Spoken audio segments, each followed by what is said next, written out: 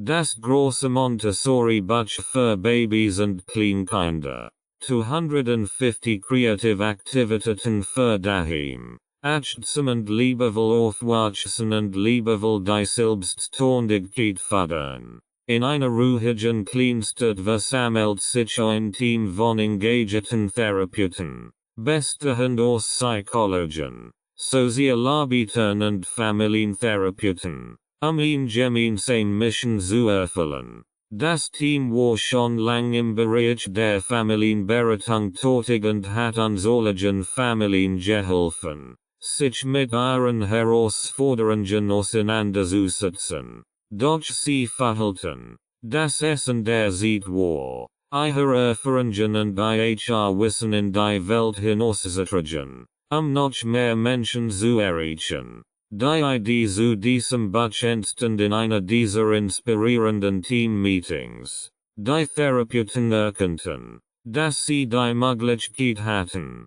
ihre jahrelange Expertise zu bundeln und sie einem breiteren Publikum zugänglich zu machen. Sie wollten eine Ressource schaffen, die Familien in schwierigen Zeiten unterstützt, eine Anleitung, die Eltern hilft, mit den Höhen und Tiefen der Erziehung umzugehen, und ein Quell der Inspiration für all, die nach einem erfüllteren Familienleben streben. So begannen sie, ihre Gedanken, Geschichten und beobachten Methoden auf Papier zu bringen. Jeder Therapeut steuert sein Fachwissen und seine einzigartige Perspektive bei. Das Buch wird zu einer Sammlung von Erkenntnissen, Übungen und Fallbeispielen, die Eltern und Familien dabei unterstützen sollen, ihre Bindungen zu stärken, Konflikte zu bewältigen und ein liebevoll,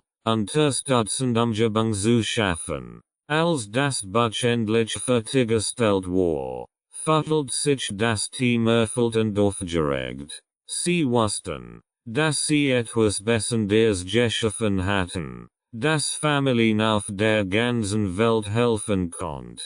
Die Therapeuten wünschten sich von Herzen, dass dieses Buch in die Hand all jener gelangt, die nach Unterstützung und Anleitung suchen. Ihre Botschaften die Leserinnen und Leser war klar. Familien sind unser Herzen, und sie verdienen nur das Beste. Wir hoffen, dass dieses Buch ihnen auf ihrem Weg zu einer glücklicheren und harmonischeren Familie hilft. Sie sind nicht allein, und sie haben die Kraft, positive Veränderungen zu bewirken. Wir wünschen ihnen alles Gute auf ihrer Reise, und möge ihr Zuhause stets erfüllt sein mit Liebe, Verständnis und Freude. Mit diesem Herzenswunsch und einem starken Glauben daran, dass jede Familie das Potenzial hat, wunderbar Veränderungen zu erleben, freuten sich die Therapeuten darauf,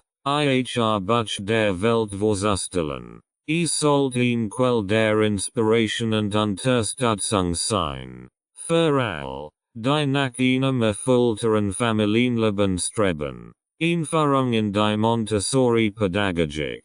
Die Entdeckung einer Innovatorin.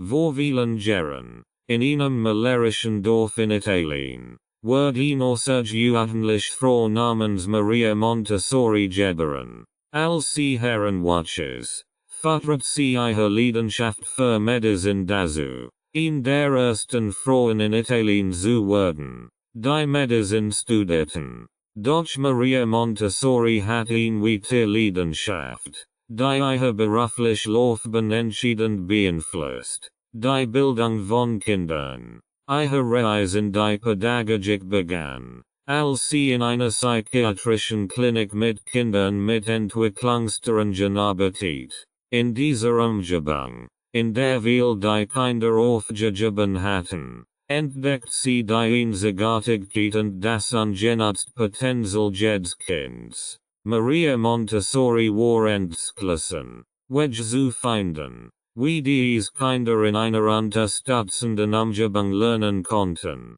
Die Geburt der Montessori-Pädagogik. In den frühen 1900er Jahren eröffnet Maria Montessori die erste Casa dei Bambini, Kinderhaus, in Rom. Hier fördert sie ihre pädagogischen Ideen in die Praxis Sie gestaltet in Umgebung, die auf die natürliche Neugier und das Lernverlangen der Kinder abgestimmt war. In diesem Kinderhaus wird die Grundlage für das gelegt, was heute als Montessori-Pädagogik bekannt ist. Die Grundprinzipien der Montessori-Pädagogik. Die Montessori-Pädagogik beruht auf grundlegenden Prinzipien. In dieser einzigartigen Umgebung lernen die Kinder eigenständig und eigenverantwortlich. Ihre Sinn werden durch speziell entwickelt Materialien stimuliert, die das Verstehen und die Aneignung von Wissen fördern. Die Lehrer in der Montessori-Pädagogik übernehmen eine bessende Rolle. Sie sind kein traditioneller Wissensvermittler, sondern Beobachter, Unterstützer und Mentoren der Kinder. Sie respektieren die Individualität eines jeden Kindes und passen ihre pädagogischen Ansatz entsprechend an. Die Montessori-Altersgruppen. Die Montessori-Pädagogik erstreckt sich über verschiedene Altersgruppen, beginnend bei Kleinkindern bis zur Grundschule. Jede Altersgruppe hat ihre eigene Umgebung und Materialien, die den Entwicklungsbedürfnissen der Kinder entsprechen. Kleinkinder, 0-3 Jahre. Hier wird besonderer Wert auf Pflege und Erziehung gelegt, mit einem Schwerpunkt auf der Schaffung eines vorbereiteten Umfelds, das die Sinneswahrnehmung und die Bewegungsfreiheit fördert. Kindergartenkinder, 3-6 Jahre. In den sogenannten Casa dei Bambini beginnen die Kinder, grundlegende akademische Fähigkeiten zu entwickeln, wie das Lesen, Schreiben und Rechnen.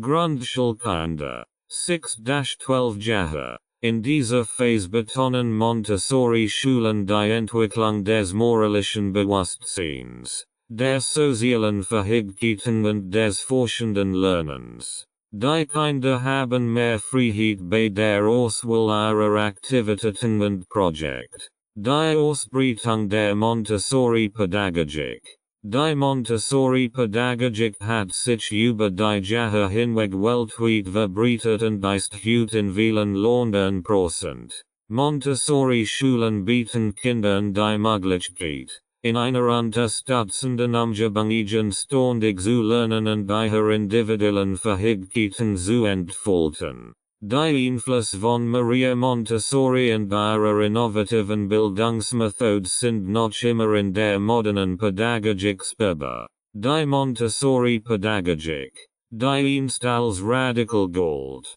wird heute als eine der inspirierendsten und wirkungsvollsten Bildungsmethoden für Kinder angesehen. Es ist ein Hommage an das unermüdliche Engagement von Maria Montessori, die an die unendlichen Möglichkeiten des kindlichen Geistes glaubt und die Welt der Bildung für immer verändert. Grundprinzipien der Montessori-Methode. Die Montessori-Methode, entwickelt von Dr. Maria Montessori, basiert auf einer Reihe von Grundprinzipien, die das Herzstück dieses pädagogischen Ansatzes bilden. Hier sind die grundlegenden Prinzipien der Montessori-Methode. Respekt vor der Individualität des Kindes. Die Montessori-Pädagogik legt großen Wert auf die Anerkennung und den Respekt vor der Einzigartigkeit eines jeden Kindes. Jedes Kind wird als individuelle Persönlichkeit wahrgenommen, mit eigenen Bedürfnissen, Interessen und Fähigkeiten. Das vorbereitete Umfeld, die Umgebung, in der das Kind lernt, spielt eine entscheidende Rolle. Sie sollte so gestaltet sein, dass sie die natürliche Neugier und den Wissensdurst des Kindes anregt. In einem vorbereiteten Umfeld haben Kinder Zugang zu speziell entwickelten Materialien und Aktivitäten, die ihre Eigenständigkeit und ihr Lernen fördern.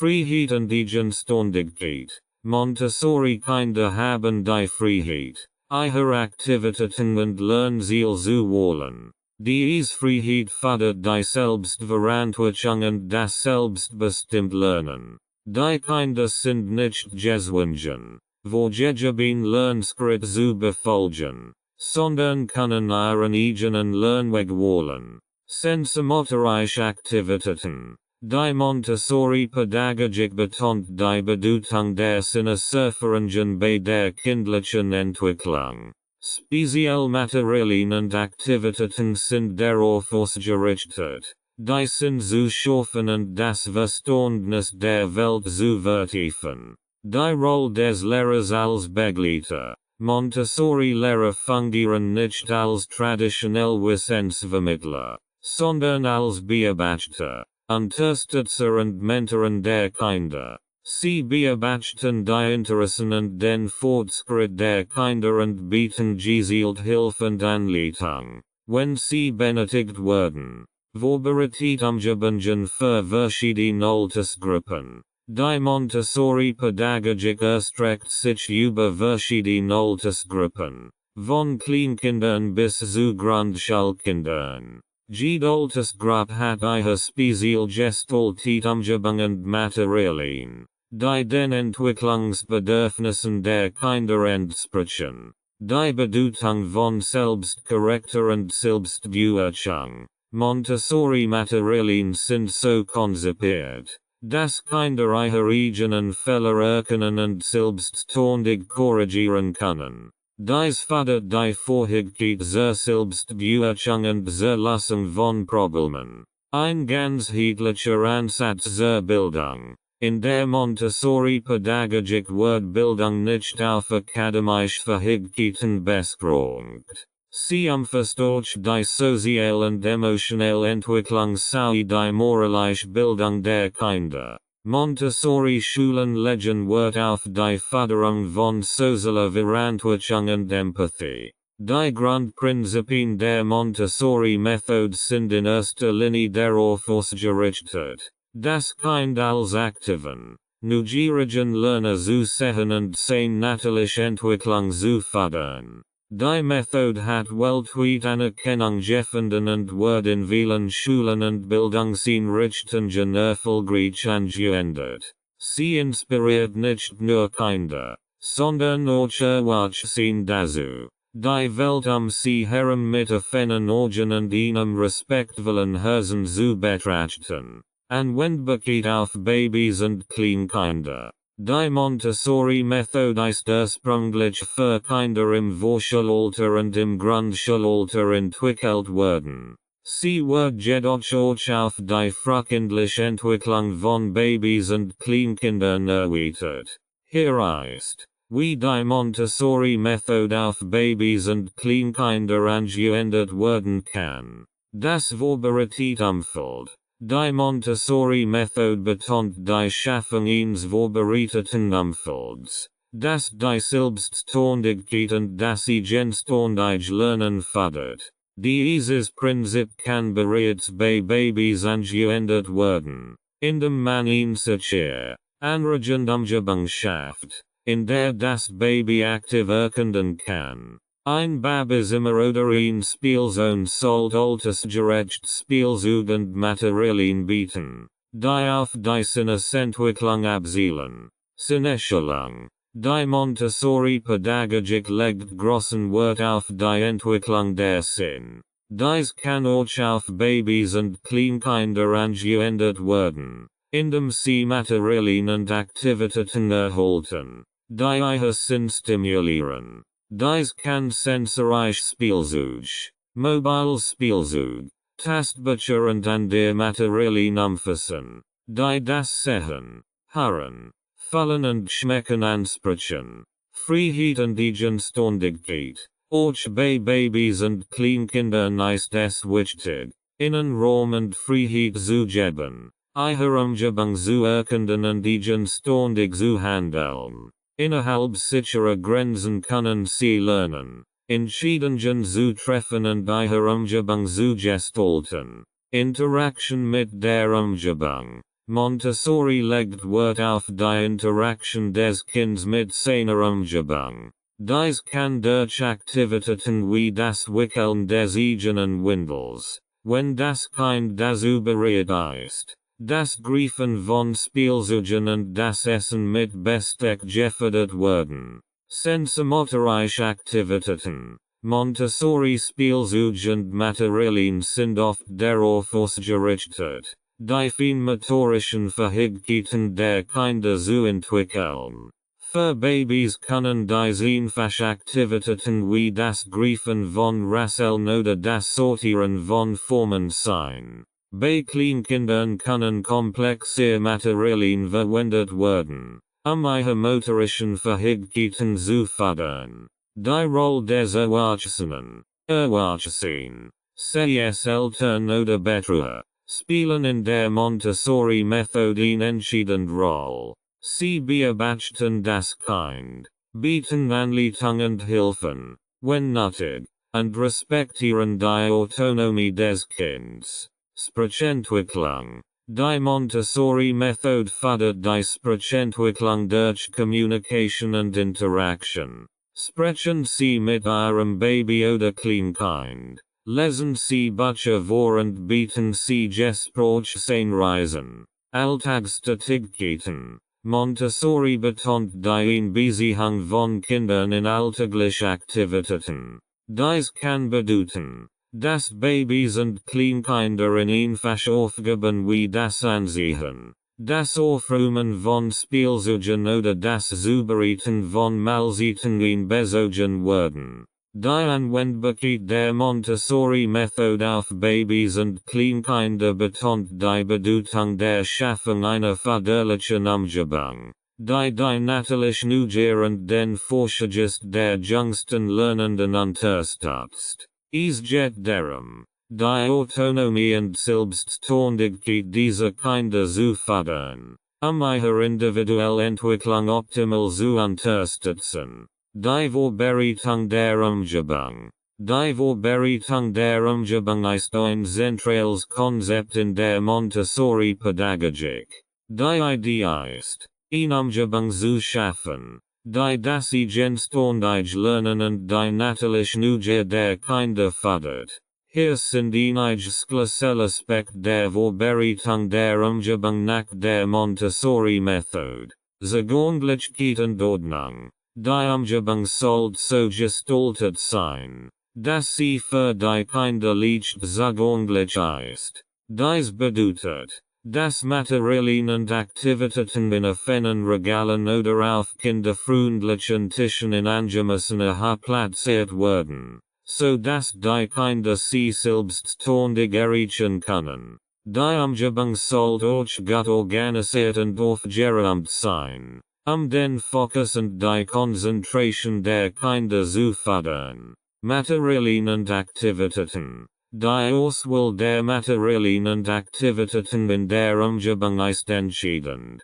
Montessori-Materialien sind speziell entwickelt, verschiedene Aspekte der kindlichen Entwicklung zu fördern. Diese Materialien sind oft selbstkorrigierend und ermutigen die Kinder, unabhängig zu arbeiten. Sie umfassen Aktivitäten zur Entwicklung der Feinmotorik, zur Sinnestellung, zur Mathematik, zur Sprache und zur praktischen Lebensführung. Ästhetik. Die Umgebung sollte ästhetisch ansprechend sein. Dies bedeutet, dass die Farben, die Beleuchtung und die Anordnung der Materialien harmonisch und ansprechend gestaltet sein sollten. Eine ästhetische Umgebung kann die Kinder dazu inspirieren, sich in ihr zu engagieren und sie zu respektieren. Auswahl und Rotation. Montessori-Lehrer beobachten die Interessen und Bedürfnisse der Kinder und passen die Materialien und Aktivitäten entsprechend an. Die Auswahl und Rotation von Materialien ermöglicht es den Kindern, neue Dinge zu entdecken und ihre Fähigkeiten zu erweitern. Unabhängigkeit fördern. Die Umgebung sollte so gestaltet sein, dass die Kinder eigenständig arbeiten können. Dies bedeutet, Das die Materialien leicht zu handhaben und selbst korrigieren sind. Die Kinder haben die Freiheit, Materialien auszuwählen und in ihrem eigenen Tempo zu arbeiten. Natur und Umwelt. Die Montessori-Pädagogik betont auch die Bedeutung des Kontakts mit der Natur und der Umwelt. Wenn möglich, sollte die Umgebung Zugang zu Naturmaterialien und Outdoor-Aktivitäten bieten, die Verbindung der Kinder zur Natur zu fördern. Die Vorbereitung der Umgebung in der Montessori-Pädagogik schafft eine Atmosphäre, in der die Kinder aktiv lernen und eigenständig forschen können. Die Umgebung dient als dritte Pädagoge neben den Lehrern und den Kindern selbst. Sie ist sorgfältig darauf ausgerichtet, die individuelle Entwicklung jedes Kindes zu unterstützen und ihn grundlegend für lebenslanges Lernen zu legen. Stroke. Gestaltung eines Montessori-freundlichen Zuhauses. Die Schaffung eines Montessori-freundlichen Zuhauses kann Eltern dabei helfen, die Prinzipien der Montessori-Pädagogik auch außerhalb der Schule zu fördern. Hier sind einige Schritte und Tipps, ihr Zuhaus Montessori-freundlich zu gestalten. Schaffen Sie eine vorbereitete Umgebung. Genauso wie in der Montessori-Schule sollte ihr Zuhaus eine vorbereitete Umgebung sein. Stellen Sie sicher, dass die wichtigsten Räume kindersicher und gut organisiert sind. Materialien und Aktivitäten sollten leicht zugänglich sein. Freie Bewegung. Geben Sie Ihren Kindern die Freiheit, sich im Haus zu bewegen. Montessori fördert die Selbstständigkeit, und dazu gehört auch die Unabhängigkeit bei der Erkundung der Umgebung. Kindermöbel. Investieren Sie in kindgerechte Möbel, die auf die großen Bedürfnisse Ihrer Kinder abgestimmt sind. Dies kann niedrig Tisch, Stuhl, Regal und Betten umfassen. Montessori-Materialien. Montessori-Materialien sind speziell entwickelt, verschiedene Aspekte der kindlichen Entwicklung zu fördern. Diese Materialien können für Zuhause erworben werden und in einem Montessori-freundlichen Raum aufgeführt werden. Dazu gehören Aktivitäten zur Entwicklung der Feinmotorik, Sinnestellung, Mathematik, Sprache und mehr. Unabhängigkeit fördern. Geben Sie Ihren Kindern die Freiheit, Aufgaben selbstständig zu erledigen. Dies kann das Ansehen, das Vorbereiten von Snacks oder das Aufräumen von Spielzeugen umfassen. Naturmaterialien. Verwenden Sie Naturmaterialien in der Einrichtung Ihres Zuhauses, wie Holzspielzeug, Pflanzen und natürlicher Stoff. Dies fördert die Verbindung zur Natur und Umwelt. Begrenzt Technologie. Montessori legt Wert auf reelle Erfahrungen und Interaktionen. Begrenzen Sie die Bildschirmzeit und fördern Sie stattdessen praktische Aktivitäten und soziale Interaktion. Einfach. Ästhetische Umgebung. Einfach und ästhetische Umgebung kann die Konzentration und das Wohlbefinden Ihrer Kinder fördern. Weniger ist oft mehr, wenn es die Einrichtung geht. Montessori-Prinzipien leben. Als Eltern können Sie die Montessori-Prinzipien leben, indem Sie Geduld, Respekt und Empathie in Ihrer Interaktion mit Ihren Kindern zeigen. Bieten Sie Anleitungen und Unterstützungen, aber lassen Sie Ihre Kinder auch eigenständig lernen und erforschen. In Beziehung in den Alltag. Binden Sie Ihre Kinder in alltägliche Aktivitäten ein, wie das Kochen, das Setzen des Tisches oder das Einkaufen. Dies fördert Ihre Unabhängigkeit und Ihre Fähigkeiten im praktischen Leben. Die Gestaltung eines Montessori-freundlichen Zuhauses kann die individuelle Entwicklung Ihrer Kinder fördern und sie dazu ermutigen, neugierig, selbstständig Lerner zu werden. Es schafft auch eine Umgebung, in der die Prinzipien der Montessori-Pädagogik in den Alltag integriert werden können. Auswahl von geeignetem Montessori-Material. Die Auswahl von geeignetem Montessori-Material ist entscheidend, die Prinzipien der Montessori-Pädagogik in ihrem Zuhause oder in einer Montessori-Umgebung zu unterstützen. Hier sind einige grundlegende Arten von Montessori-Materialien und Ratschläge zur Auswahl. Sensorische Materialien. Sensorische Tastmaterialien. Die umfassen Materialien wie Tastbretter, Texturplatten und Stoffkab, die sensorische Wahrnehmung und das taktile Lernen fördern. Sensorische Entdeckungskosten. Dies Kosten enthalten Materialien wie Muscheln, Steen, Samen und ein der natürliche Objekt, die es Kindern ermöglichen, die natürliche Welt zu erforschen. Materialien zur Mathematik. Goldene Perlen sind ein grundlegendes Montessori-Material zur Einführung in mathematische Konzept wie Zahlen, seine Übergang und das Dezimalsystem. Rechenstäubchen. Die Stäubchen helfen Kindern, mathematische Operationen zu visualisieren und zu verstehen. Sprachmaterialien. Sandpaper-Buchstaben. Sandpaper-Buchstaben helfen Kindern, Buchstaben zu erkennen und das Schreiben und Lesen zu erlernen. Lesematerialien. Montessori-Bücher und Lesematerialien sind darauf ausgerichtet, das Lesen und Verständnis zu fördern. Praktische Lebensmaterialien. Praktische Lebensmaterialien. Diese Materialien umfassen Gegenstände wie Schalen, Löffel, Besen und Scherzen, die Kindern helfen, grundlegende Alltagsfähigkeiten wie das Ansehen, Kochen und Zauberhalten zu erlernen. Kulturmaterialien. Globen und Karten. Globen und Karten ermöglichen es Kindern, geografische Kenntnisse zu erwerben und die Welt zu erkunden. Botanische Materialien. Botanische Materialien. Wie Pflanzenkettung und Sammlungen von Blättern und Blumen, tragen zur Entwicklung des Verständnisses für die Natur bei.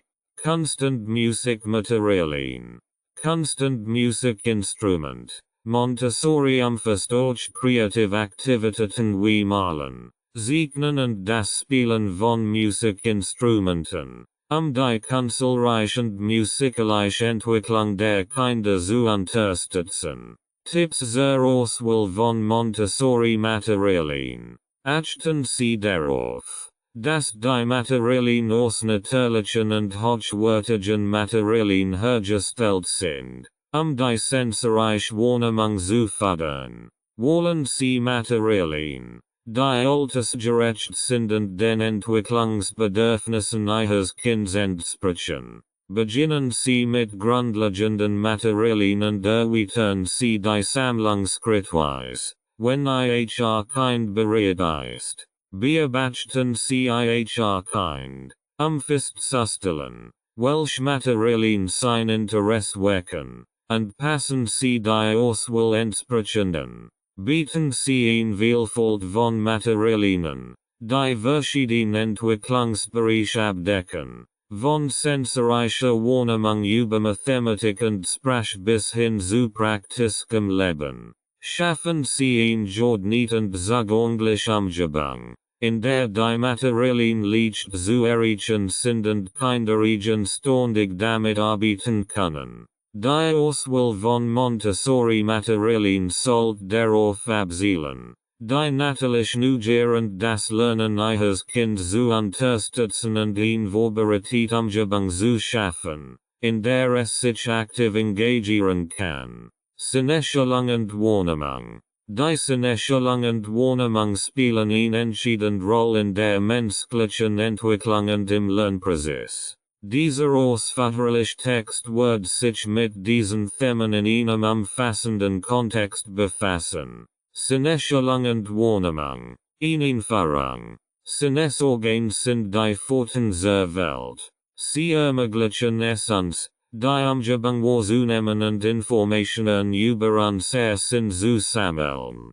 Die Sinnestellung und Wahrnehmung sind grundlegend Prozess. Die es uns ermöglichen, die Welt uns herum zu verstehen, zu lernen und uns anzupassen. Die Bedeutung der Sinneswahrnehmung. Unser Sinn, sehen, hören, riechen, schmecken und tasten, sind der Schlüssel zur Wahrnehmung unserer Umgebung. Sie liefern uns Informationen über die Welt und ermöglichen es uns, auf unsere Umgebung zu reagieren. Die Sinneswahrnehmung ist ein komplexer Prozess, der die Erfassung, Verarbeitung und Interpretation von sensorischen Reizen beinhaltet. Die Entwicklung der Sinneswahrnehmung beginnt bereits vor der Geburt und setzt sich während des gesamten Lebens fort. Die verschiedenen Sinnesorgane reifen und entwickeln sich im Lauf der Zeit,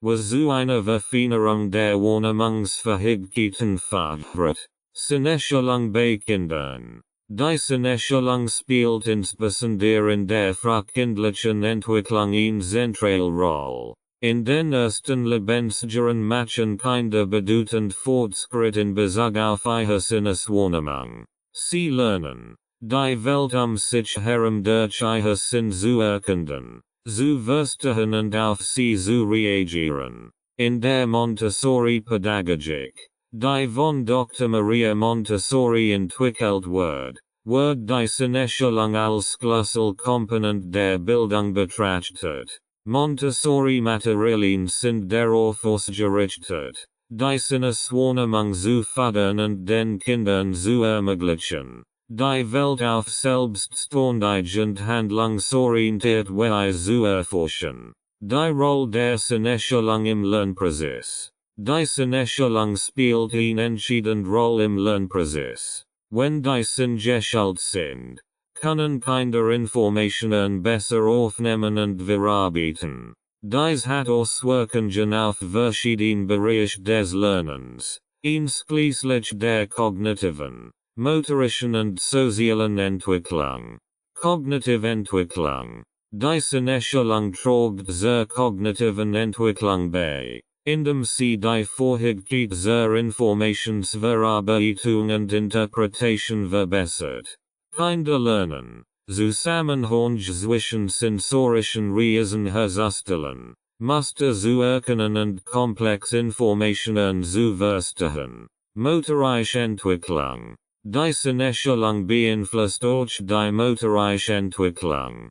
Kinder, die ihre Sinn schulen, entwickeln eine besondere Motorik und Hand-Auge-Koordination. Dies ermöglicht es ihnen, komplex Aufgaben auszuführen und ihre Bewegungsfähigkeiten zu verfeinern. Soziale Entwicklung. Die Fähigkeit, die eigenen Sinn und die Sinn anderer Menschen zu verstehen, fördert die soziale Entwicklung. Kinder lernen, auf die Bedürfnisse und Gefühle anderer einzugehen und Empathie zu entwickeln. Sinnestellung in der Montessori-Pädagogik. Die Montessori-Pädagogik legt einen besonderen Schwerpunkt auf die Sinnestellung. Maria Montessori glaubt, dass Kinder durch das sinnliche Erforschen ihrer Umgebung lernen und sich weiterentwickeln. Sie entwickelt speziell Materialien, die dazu beitragen, die Sinnestellung zu fördern. Ein Beispiel für ein solches Material sind die Tastbretter, die verschiedene Texturen und Materialien enthalten, die Tastsinn der Kinder ansprechen. Diese Materialien ermöglichen es den Kindern, ihre Fähigkeit zur Unterscheidung und Erkennung von Texturen zu verbessern. Die Musikbretter sind eine weitere Art von Montessori-Material, die Sinnestellung fördert. Sie enthalten verschiedene musikalische Elemente, die Kinder erkennen können, ihre Fähigkeiten zu entwickeln. Praktische Anwendungen der Sinnestellung. Die Sinnestellung hat praktische Anwendungen in verschiedenen Lebensbereichen. Hier sind einige Beispiele. Bildung. In der Schule können Lehrer die Sinneschulung nutzen, den Schülern das Lernen zu erleichtern. Dies kann die Verwendung von visuellen Hilfsmitteln, Habitchen und taktilem Material umfassen, verschiedene Lerntypen anzusprechen. Gesundheitswesen. Im Gesundheitswesen kann die Sinneschulung bei der Diagnose und Behandlung von Patienten eine Rolle spielen. Arzt und Therapeuten können die Sinneswahrnehmung nutzen, die Bedürfnisse ihrer Patienten besser zu verstehen und angemessen Interventionen vorzunehmen. Alltag. Im Alltag kann die Sinneschulung dazu beitragen, die Lebensqualität zu verbessern. Menschen, die ihre Sinn schulen, können beispielsweise ihre Ernährung bewusster gestalten, indem sie auf Geschmack und Texte von Lebensmitteln achten. Sinneschulung und Wahrnehmung im digitalen Zeitalter. In der heutigen digitalen Welt sind uns neuen Herausforderungen ausgesetzt. Die ständige Nutzung von Bildschirmen und die Zunahme der virtuellen Realität können die Sinneswahrnehmung beeinflussen. Es ist wichtig, ein Gleichgewicht zwischen der digitalen Welt und der realen Welt zu finden und sicherzustellen, dass die Sinneschulung weiterhin gefördert wird. Dies kann durch bewusstes, sinnliches Erleben und den gezielten Einsatz von Materialien und Aktivitäten zur Sinneschulung erreicht werden. Fazit. Die Sinneschulung und Wahrnehmung sind fundamental Prozesse, die menschliche Entwicklung und das Lernen beeinflussen. Die Förderung dieser Fähigkeiten, insbesondere bei Kindern, hat weitreichende Auswirkungen auf die kognitive, motorische und soziale Aktivitäten zur Entwicklung der Sinn. In einer malerischen Kleinstadt lebt eine Lehrerin namens Frau Müller. Sie war begeistert Anhängerin der Montessori-Pädagogik und glaubt fest daran, dass die Sinneschulung ein Schlüssel zur ganzheitlichen Entwicklung von Kindern und Erwachsenen ist.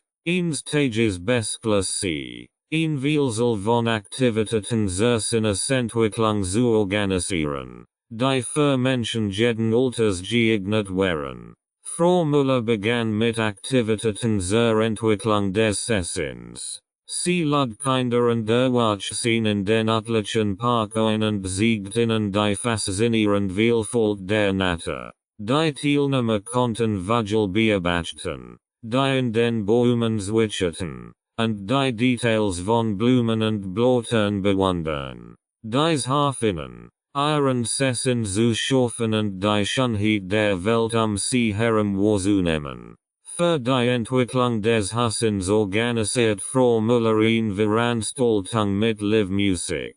Die Klange von verschiedenen Musikinstrumenten erfüllten den Raum, während die Teilnehmer mit geschlossenen Augen lauschten. Dadurch entwickelten sie ein tiefes Verständnis für Klang und Ton und lernten, bewusster auf ihre akustische Umgebung zu achten. Der Geruchssinn wird bei einem Duftworkshop trainiert. Verschiedene Aromen werden in kleinen Fläschchen präsentiert. Die Teilnehmer konnten die Dufterrichtung und deren Wirkung auf ihre Stimmung erleben. Dies fördert nicht nur den Geruchssinn, sondern half auch dabei, sich entspannt und erfrischt zu fühlen. Für die Entwicklung des Geschmackssinns organisiert Frau Müller eine kulinarische Reise. Die Teilnehmer hatten die Möglichkeit, international Gerichte zu probieren und verschiedene Geschmacksrichtungen zu erkunden. Von würzigen indischen Currys bis zu süßen französischen Desserts war für jeden etwas dabei. Die Aktivitäten zur Entwicklung des Tastsinns waren besonders vielfältig. Es gab einen Handwerkskurs, bei dem die Teilnehmer lernten, mit unterschiedlichen Materialien zu arbeiten. Stricken, Töpfern und Schnitzen halfen, den Tastsinn und die Feinmotorik zu entwickeln. Zusätzlich wurden Yoga und Meditationskurse angeboten, die körperlich Wahrnehmungen den Tastsinn förderten.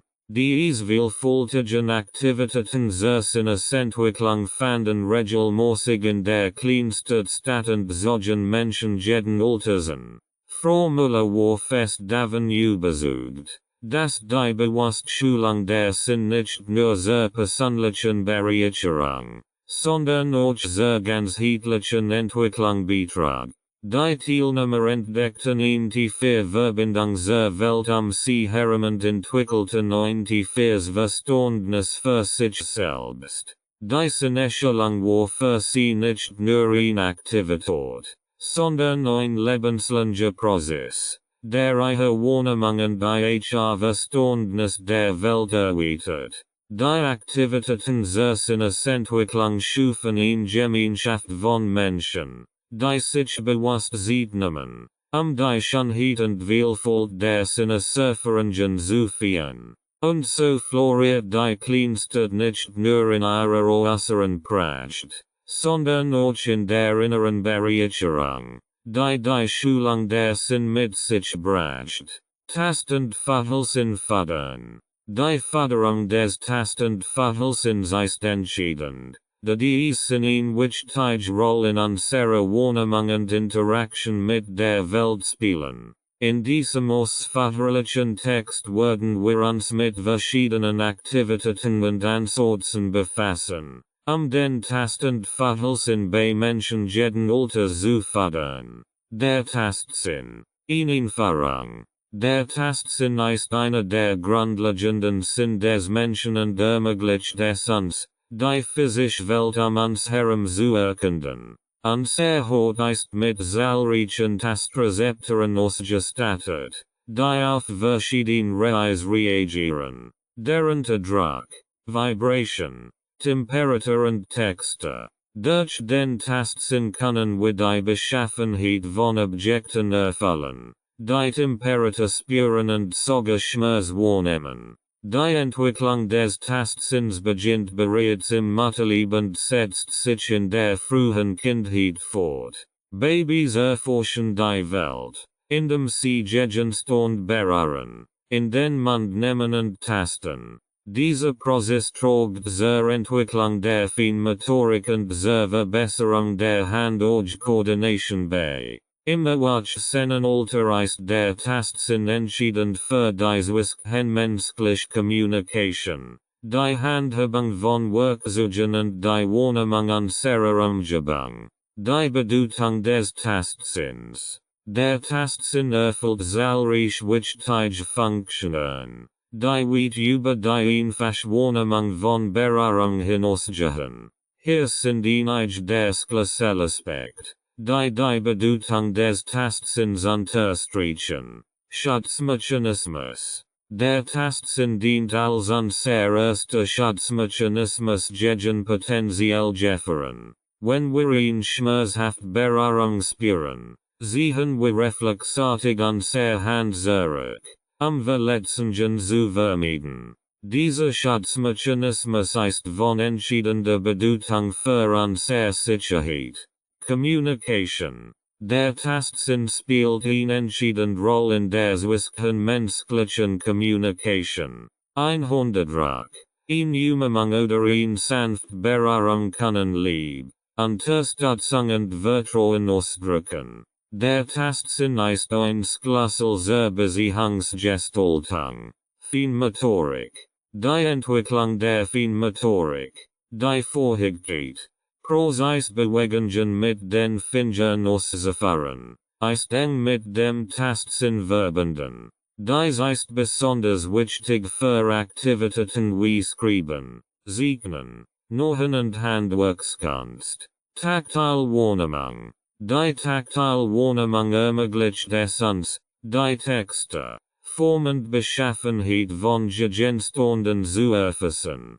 Diese Informationen sind entscheidend für die Orientierung und das Verständnis unserer Umgebung. Emotional Regulation. Der Tastsinn kann auch bei der emotionalen Regulation eine wichtige Rolle spielen. Eine beruhigende Berührung oder das Halten eines Kuscheltiers kann Trost und Sicherheit bieten.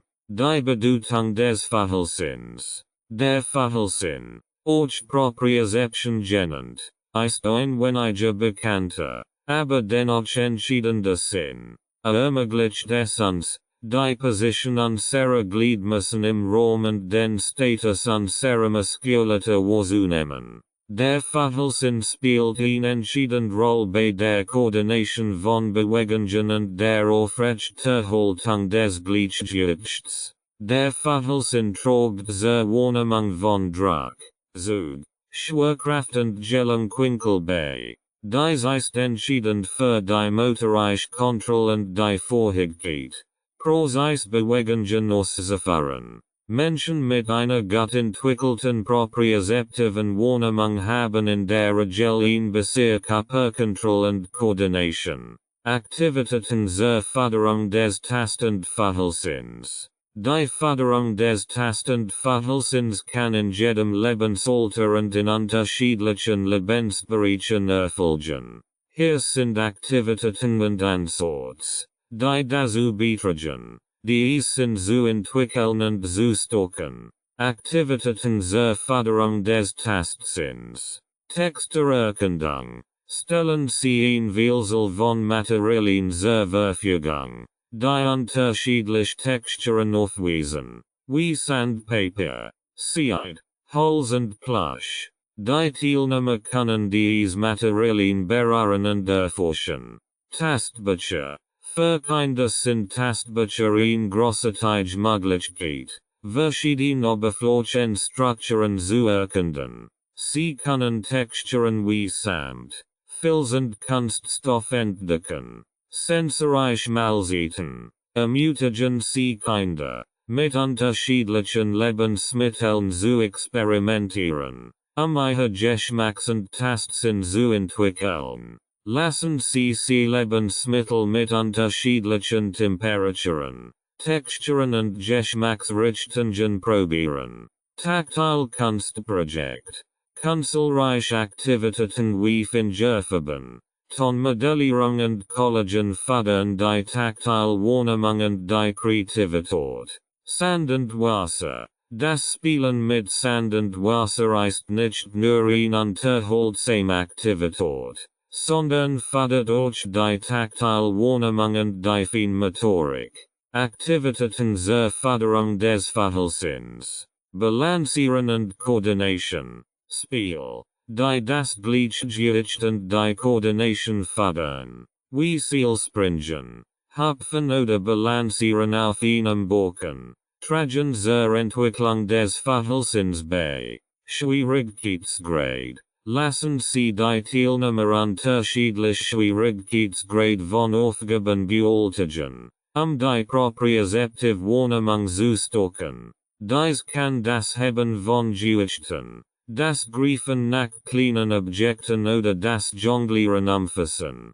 Achtsamkeit. Übungen zur Achtsamkeit, bei denen die Teilnehmer auf die Empfindungen in ihrem Körper achten, tragen zur bewussten Wahrnehmung des Verhaltens bei. Entspannungstechniken. Entspannungsübungen wie Yoga und Tai Chi fördern die propriozeptive Wahrnehmung und helfen dabei, den eigenen Körper bewusster wahrzunehmen.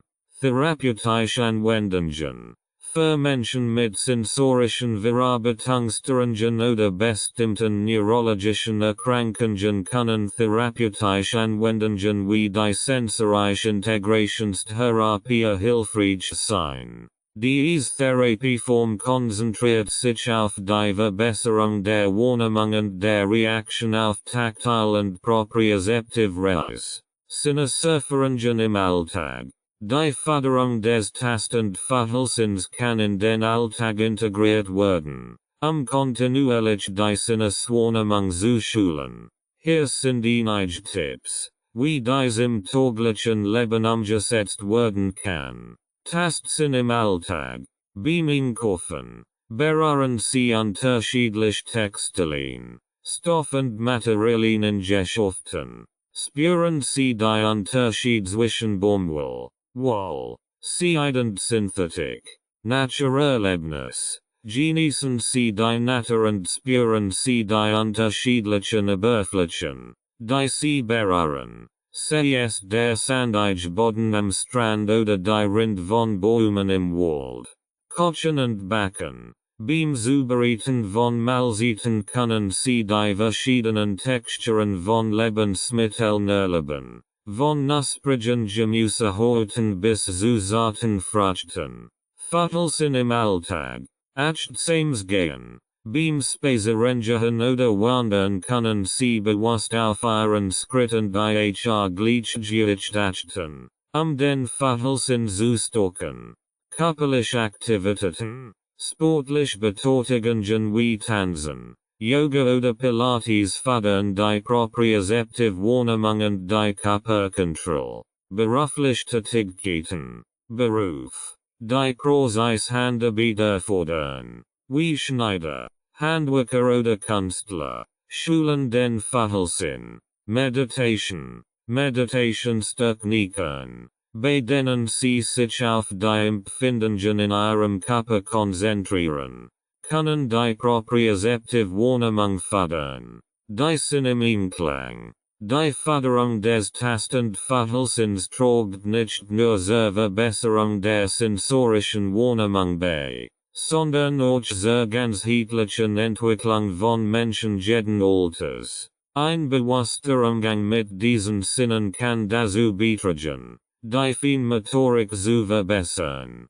die Sicherheit zu erhöhen, die zwischenmenschliche Kommunikation zu stärken und das Verständnis der eigenen körperlichen Verfassung zu vertiefen. Es ist wichtig, die Sinn im Einklang zu fördern und zu schulen, dass sie miteinander verbunden sind und sich gegenseitig beeinflussen. Eine entwickelt sensorische Wahrnehmung kann die Lebensqualität erhöhen und dazu beitragen, die Welt auf eine tiefer und vielfältige Weise zu erleben. Durch die Integration von Tast- und Verhaltenaktivitäten in den Alltag können wir diese wichtigen Sinn weiter stärken und ihr Wohlpotenzial ausschöpfen. Förderung der Selbstständigkeit. Die Förderung der Selbstständigkeit ist ein entscheidendes Element in der Montessori-Pädagogik und hat weitreichende Auswirkungen auf die Entwicklung von Kindern.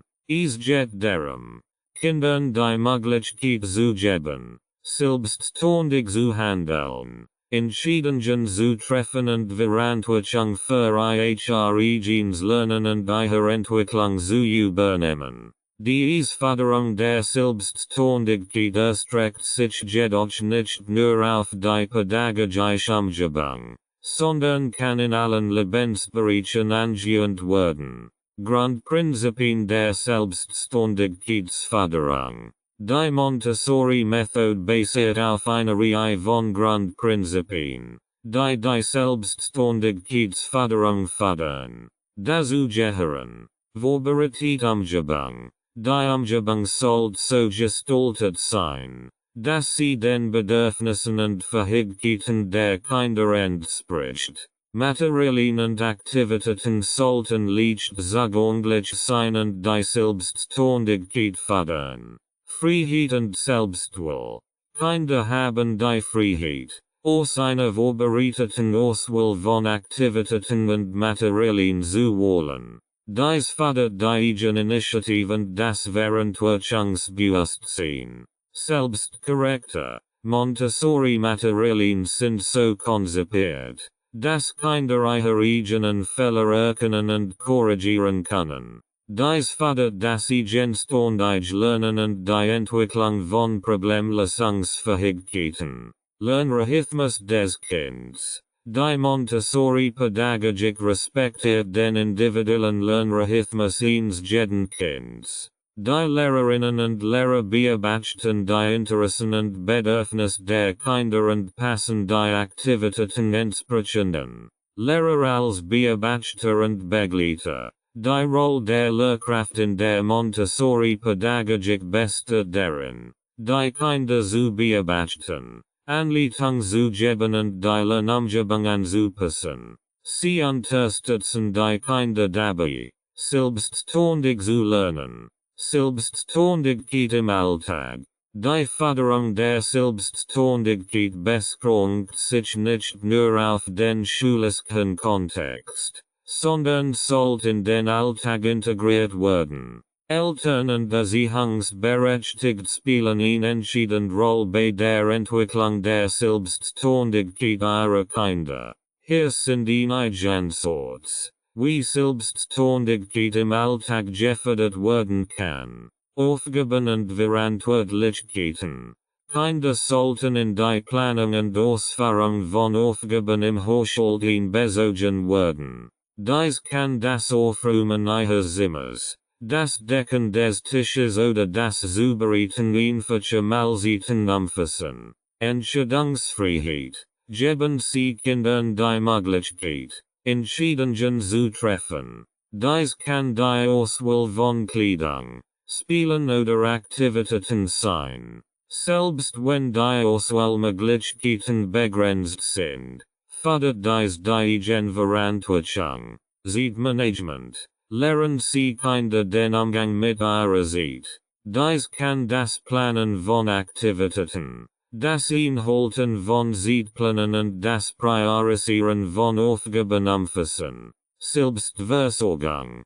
Kinder sollten ermutigt werden, ihre eigenen Bedürfnisse zu erkennen und zu erfüllen. Dazu gehören das und Aussehen, das Handwaschen und die Pflege ihrer persönlichen Hygiene. Die langfristigen Vorteile der Selbstständigkeitsförderung. Die Förderung der Selbstständigkeit hat langfristig Vorteile für die individuelle Entwicklung von Kindern. Selbstständige Kinder entwickeln ein starkes Selbstbewusstsein, Unabhängigkeit und die Fähigkeit, Herausforderungen eigenverantwortlich anzugehen. Sie lernen, Selbstkontrolle auszuüben und Verantwortung für ihre Handlungen zu übernehmen. Selbstständigkeit fördert auch das lebenslange Lernen, da Kinder die Fähigkeit entwickeln, neugierig zu sein und aktiv nach Wissen und Lösungen zu suchen. Diese Fähigkeiten sind in allen Lebensbereichen von unschätzbarem Wert und bilden die Grundlage für persönlichen und beruflichen Erfolg. Die Montessori-Pädagogik siegt, dass Selbstständigkeit nicht nur ein pädagogisches Konzept ist, sondern ein Lebensweise, die individuelle Entwicklung in allen Lebensphasen bereichert. Die Förderung der Selbstständigkeit im Kindesalter legt den Grundstein für selbstbewusst, kompetent und lebensbejahende Erwachsene. Die Bedeutung von Selbstständigkeit und Eigeninitiative. Die Bedeutung von Selbstständigkeit und Eigeninitiative erstreckt sich über viele Lebensbereiche und spielt eine entscheidende Rolle in der persönlichen Entwicklung, im Bildungswesen, in der Arbeitswelt und im gesellschaftlichen Engagement. Hier werden die grundlegenden Aspekte dieser beiden Begriffe erläutert. Selbstständigkeit. Persönliche Unabhängigkeit. Selbstständigkeit bedeutet, in der Lage zu sein, selbstständig Entscheidungen zu treffen und die Verantwortung für das eigene Leben und Handeln zu übernehmen. Es ist die Fähigkeit, eigenständig zu denken und zu handeln, unständig auf externe Anweisungen oder Hilfe angewiesen zu sein. Selbstvertrauen und Selbstbewusstsein. Die Fähigkeit, selbstständig zu handeln und Entscheidungen zu treffen, fördert das Selbstvertrauen und das Selbstbewusstsein. Menschen, die selbstständig sind, haben mehr Vertrauen in ihre Fähigkeiten und ein starkes Gefühl der Selbstwirksamkeit. Problemlösen. Selbstständigkeit befähigt Menschen, Probleme zu identifizieren und Lösungen zu finden. Sie sind in der Lage, Herausforderungen eigenständig anzugehen und kreative Lösungswege zu entwickeln. Verantwortung. Selbstständigkeit beinhaltet die Übernahme von Verantwortung für die eigenen Handlungen und Entscheidungen. Dies tragt zur Entwicklung von moralischem und ethischem Verhalten bei. Eigeninitiative. Aktives Handeln. Eigeninitiative bezieht sich auf die Bereitschaft und Fähigkeit, aktiv zu handeln, und dazu aufgefordert zu werden. Es ist die Motivation, proaktiv zu sein und den aus eigenem Antrieb zu tun. Kreativität und Innovation. Eigeninitiative fördert die Entwicklung von Kreativität und Innovation. Menschen, die Eigeninitiative handeln, sind bereit, neue Ideen zu erkunden und beste Probleme auf innovative Weise anzugehen. Unternehmertum. In der Geschäftswelt ist Eigeninitiative ein wesentlicher Bestandteil des Unternehmertums. Unternehmerinnen und Unternehmer sind bekannt für ihre Fähigkeit, eigene Ideen zu verfolgen und Risiken einzugehen, innovative Geschäftskonzepte umzusetzen. Selbstmotivation. Eigeninitiative ist eng mit Selbstmotivation verbunden. Menschen, die Eigeninitiative handeln, finden die Motivation, ihr Ziel zu erreichen, ohne auf äußeren Druck angewiesen zu sein. Bedeutung in verschiedenen Lebensbereichen. Bildung. In der Bildung ist Selbstständigkeit ein wichtiges Ziel. Sie fördert das eigenständige Lernen, die Forschungsfähigkeiten und die kritische Denkweise. Eigeninitiative spielt eine Rolle bei der Auswahl von Bildungspfaden und Zielen. Arbeitswelt. Selbstständigkeit und Eigeninitiative sind gefragt Eigenschaften in der Arbeitswelt. Arbeitgeber schätzen Mitarbeiterinnen und Mitarbeiter, die eigenständig Aufgaben erledigen, Problemlösen und innovative Lösungen entwickeln. Gesellschaftliches Engagement. In der Gesellschaft ist Eigeninitiative oft die treibende Kraft hinter gemeinnützigen Aktivitäten und ehrenamtlicher Arbeit. Menschen, die Eigeninitiative sind, setzen sich für soziale oder Umweltbemühungen und tragen zur Verbesserung der Gemeinschaft bei. Persönliche Entwicklung. Selbstständigkeit und Eigeninitiative sind Schlüssel zur persönlichen Entwicklung.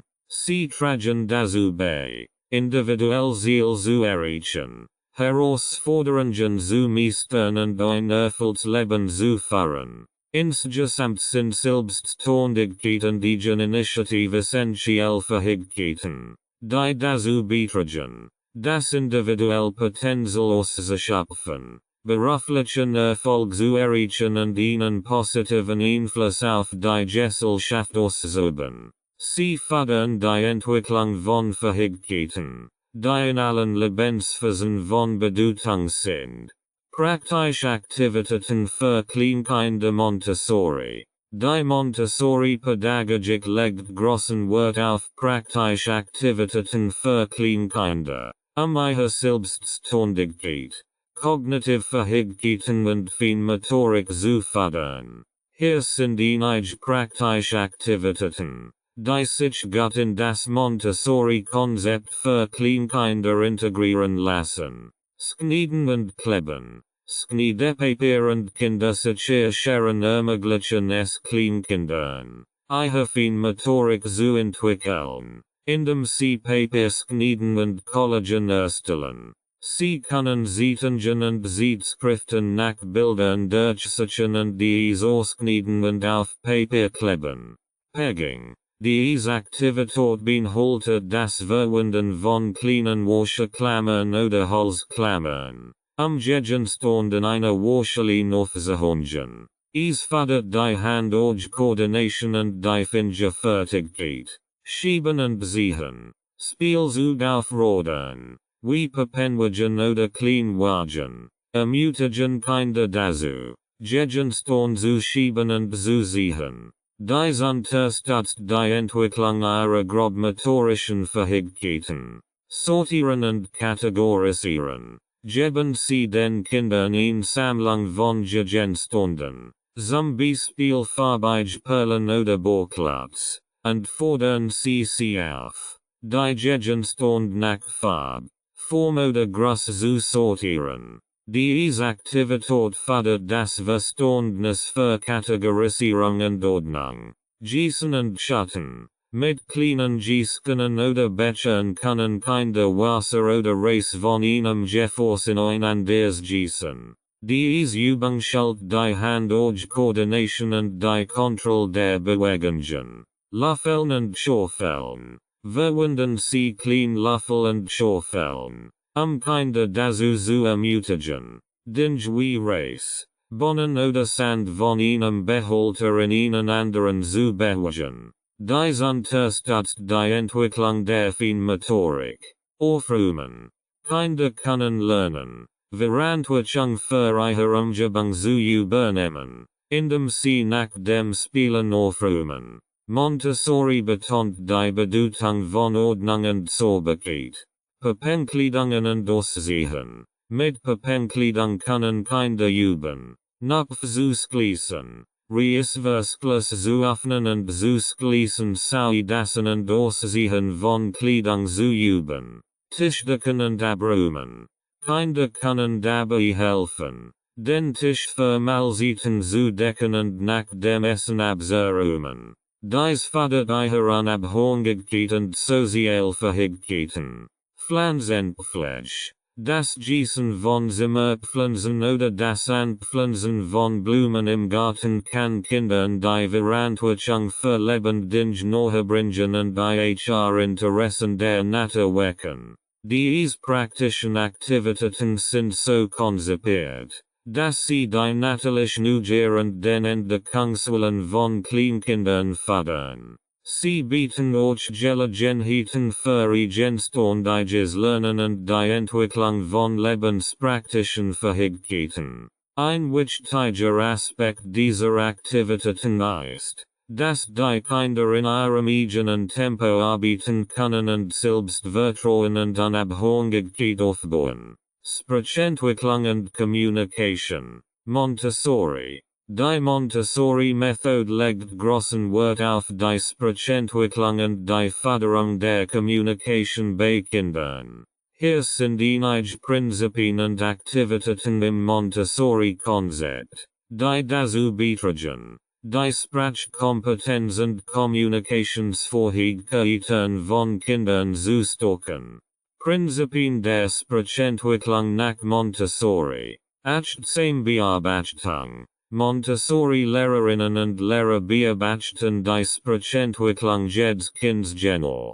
Sie achten auf die individuellen Bedürfnisse, Interessen und Fortschritt der Kinder. Sensibles ansprechen. Die Erwachsenen in der Montessori-Umgebung reagieren sensibel auf die Äußerungen der Kinder. Sie ermutigen zu Gesprächen, beantworten Fragen und bieten Unterstützung. Wenn Kinder Schwierigkeiten beim Ausdruck haben. Vorbereitet-Umgebung. Die Montessori-Umgebung ist darauf ausgerichtet, die Sprachentwicklung zu unterstützen. Dies beinhaltet das Vorhandensein von Büchern, Wortkarten, Schreibmaterialien und anderen Ressourcen, die Sprachkompetenz fördern. Selbstständiges Lernen. Montessori-Kinder haben die Möglichkeit, selbstständig zu lernen und zu entdecken. Sie können aus einer Vielzahl von Materialien auswählen,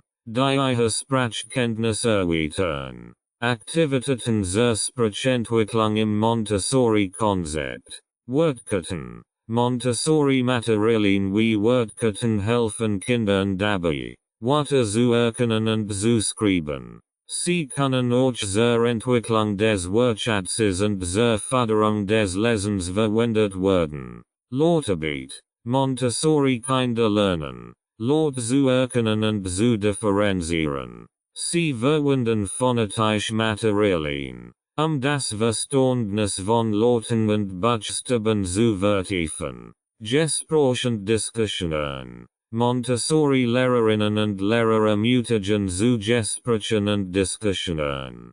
Kinder haben die Möglichkeit, über verschiedene Themen zu sprechen und ihre Meinungen auszudrücken. Vorlesen. Das Vorlesen von Büchern ist ein wichtiger Bestandteil der Montessori-Umgebung. Es fördert das Interessen Büchern und Geschichten und erweitert den Wortschatz. Sprachspiel. Montessori Kinder spielen Sprachspiel. Die Fähigkeiten im Bereich Grammatik, Syntax und Semantik fördern. Diese Spiele sind oft lustig und interaktiv. Schreibaktivitäten.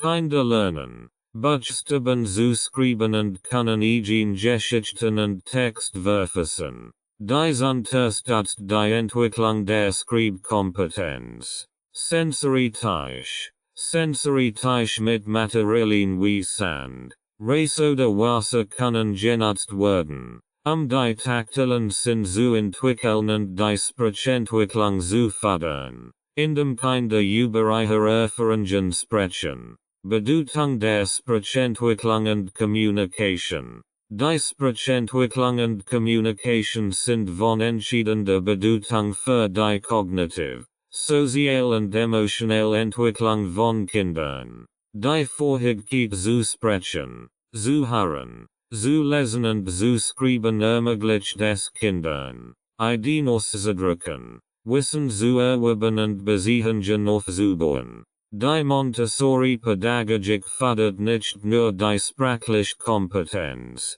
sondern auch die Fähigkeit zur Selbstregulation und zur sozialen Interaktion.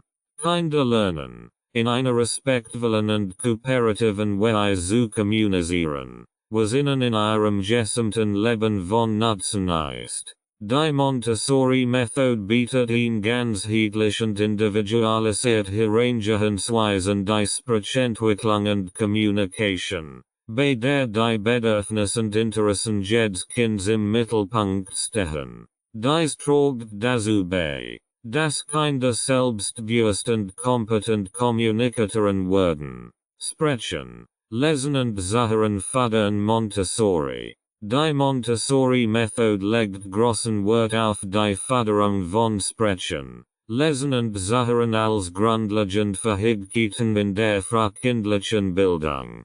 Hier sind einige und Aktivitäten, die Montessori verwendet, die Schlüsselkompetenzen zu entwickeln. Sprechen fördern. Free Conversation. In der Montessori-Umgebung werden Kinder ermutigt, frei zu sprechen und ihre Gedanken und Ideen auszudrücken. Dies kann in Einzelgesprächen mit Lehrerinnen und Lehrern, aber auch in Gruppendiskussionen und Krisen stattfinden. Wortketten und Bildketten. Montessori-Materialien wie Wortketten und Bildketten werden eingesetzt, den Wortschatz zu erweitern und die Beziehung zwischen Wörtern und Bildern herzustellen. Kinder können die Wörter aussprechen und die dazugehörigen Bilder benennen. Sprachspiel. Montessori verwendet spielerische Aktivitäten, die Aussprache und Artikulation zu fördern. Dies kann Reimspiel, Zungenbrecher oder Lautübungen umfassen. Gespräch über interessante Themen. Kinder haben die Möglichkeit, über Themen zu sprechen, die sie interessieren. Dies regt ihre Neugier und ermutigt sie, aktiv am Gespräch teilzunehmen. Lesen fördern. Phonemisches Bewusstsein. Montessori fördert das phonemische Bewusstsein, indem es Kinder dazu ermutigt, Laut zu identifizieren und zu unterschieden. Dies ist ein wichtiger erster Schritt in der Entwicklung des Lesens. Lautgebiet. Montessori verwendet phonetische Materialien, Kinder bei der Entschlüsselung von Wörtern und dem Lesen zu unterstützen. Dies umfasst das Üben von Buchstaben und Lautkombinationen. Lesübungen. Kinder lesen Materialien, die ihrem individuellen Lesseniveau entsprechen. Dies ermöglicht es ihnen, selbstständig zu lesen und ihre Lesefähigkeiten zu entwickeln. Vorlesepraxis. Das Vorlesen von Büchern ist in der Montessori-Umgebung ein täglicher Bestandteil. Kinder harren Geschichten und entwickeln dabei ein Verständnis für den Aufbau von Geschichten und den Wortschatz. Zuhören fördern. Kreis und Gruppendiskussionen. In Montessori Krisen und Gruppendiskussionen harren Kinder anderen Kindern zu und haben die Gelegenheit, aufmerksam zuzuhören und ihre Gedanken zu teilen. Erzählungen und Geschichten. Montessori-Lehrerinnen und Lehrer sollen den Kindern Geschichten und ermöglichen Esinnen, zuzuhören und sich in die Handlung einzufühlen. Achtsam Gespräch. Kinder lernen, anderen aufmerksam zuzuhören und Respekt für die Meinungen und Ideen anderer zu entwickeln. Dies trägt zur Entwicklung sozialer Fähigkeiten bei. Die Montessori-Methode betont die Bedeutung eines individuellen Lernansatzes, bei dem Kinder in ihrem eigenen Tempo und entsprechend ihren Interessen arbeiten. Dies fördert nicht nur die Sprachkompetenz, sondern trägt auch zur Entwicklung der Persönlichkeit und sozialen Kompetenzen bei. Sprechen, Lesen und Zuhören sind integral Bestandteil des Montessori-Bildungsprozesses und legen den Grundstein für lebenslanges Lernen und Communication. Gebärdensprachend Kommunikationstechniken Montessori. Die Montessori-Methode schätzt Vielfalt und Individualität und fördert daher auch die Verwendung von gebärdensprachend Alternative Kommunikationstechniken für Kinder. Die aufgrund von Schwierigkeiten, Kommunikationsstörungen oder anderen Herausforderungen auf die Weise besser kommunizieren können. Hier sind einige Ansätze und Praktiken im Montessori-Konzept, die Verwendung von gebärdensprachend Kommunikationstechniken unterstützen. Integration von gebärdensprachend Kommunikationstechniken. Gebärdensprach. Montessori umgebungen können Gebärdensprach als zusätzliche Kommunikationsmethode einführen. Dies ermöglicht Kindern, die Sprachprobleme haben oder Schwierigkeiten beim Sprechen haben, sich effektiver auszudrücken. Lehrerinnen und Lehrer an der Kinder können ebenfalls die Grundlagen der Gebärdensprache erlernen, die Communication zu erleichtern. Alternative Communicationsgeräte. Montessori kann Alternative Communicationsgeräte wie Bildkarten oder Digital Communicationshilfen bereitstellen. Dies Gerät helfen Kindern, ihre Bedürfnisse und Gedanken zu vermitteln, insbesondere wenn sie Schwierigkeiten beim Sprechen haben. Unterstützt Communication. Montessori fördert den Einsatz unterstützter Kommunikationstechniken, bei denen Kinder visuell, auditiv oder taktil Hilfsmittel verwenden, ihre Bedürfnisse und Gedanken auszudrücken. Dies kann Symbol, Schaltflächen oder Piktogramm umfassen. Förderung der Kommunikationsfähigkeiten. Individuell Plan. Montessori erstellt individuell Bildungsplan, die speziellen Bedürfnisse und Fähigkeiten jedes Kindes berücksichtigen. Dies ermöglicht es, gezielte Unterstützung für die Entwicklung der Kommunikationsfähigkeiten bereitzustellen. Gemeinschaftliche Interaktion.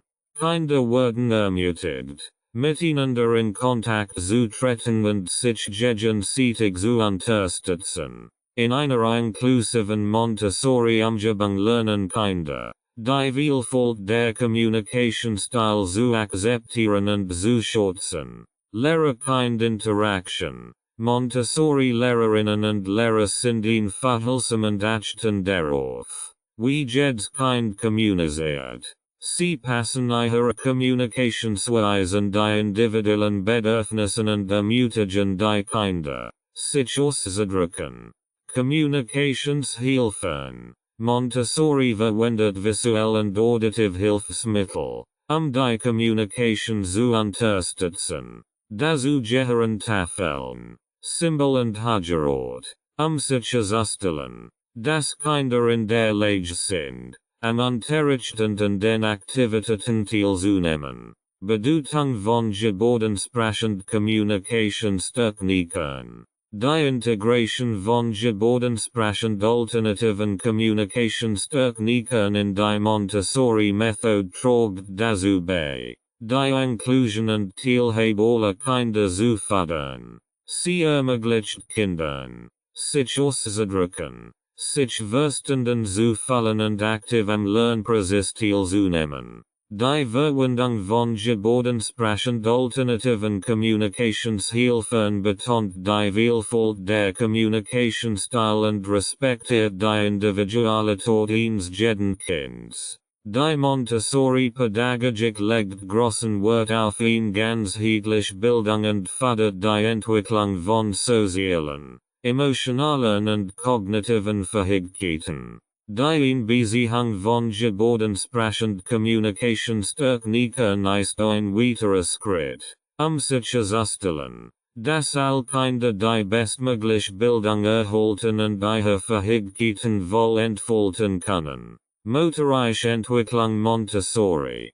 Die Montessori-Methode schützt Vielfalt und Individualität und fördert daher die Verwendung von Gebärdensprachen alternative Kommunikationstechniken für Kinder, die aufgrund von Schwierigkeiten, Kommunikationsstörungen oder anderen Herausforderungen auf diese Weise besser kommunizieren können.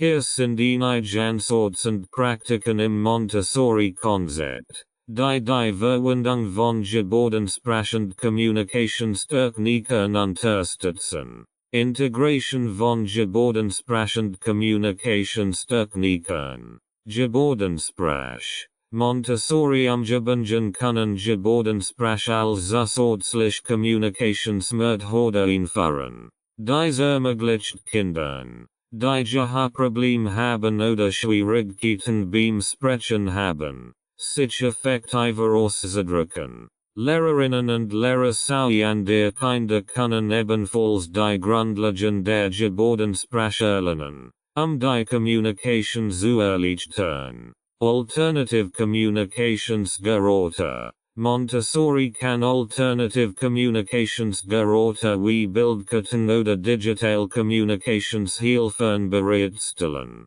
Diese Geräte helfen Kindern, ihre Bedürfnisse und Gedanken zu vermitteln, insbesondere wenn sie Schwierigkeiten beim Sprechen haben. Unterstützt Communication. Montessori fördert den Einsatz unterstützter Kommunikationstechniken, bei denen Kinder visuell, auditiv oder taktil Hilfsmittel verwenden, ihre Bedürfnisse und Gedanken auszudrücken. Dies kann Symbol, Schaltflächen oder Piktogramm umfassen. Förderung der Kommunikationsfähigkeiten. Individuell Plan. Montessori erstellt individuell Bildungsplan, die speziellen Bedürfnisse und Fähigkeiten jedes Kindes berücksichtigen. Dies ermöglicht es, gezielt Unterstützung für die Entwicklung der Kommunikationsfähigkeiten bereitzustellen.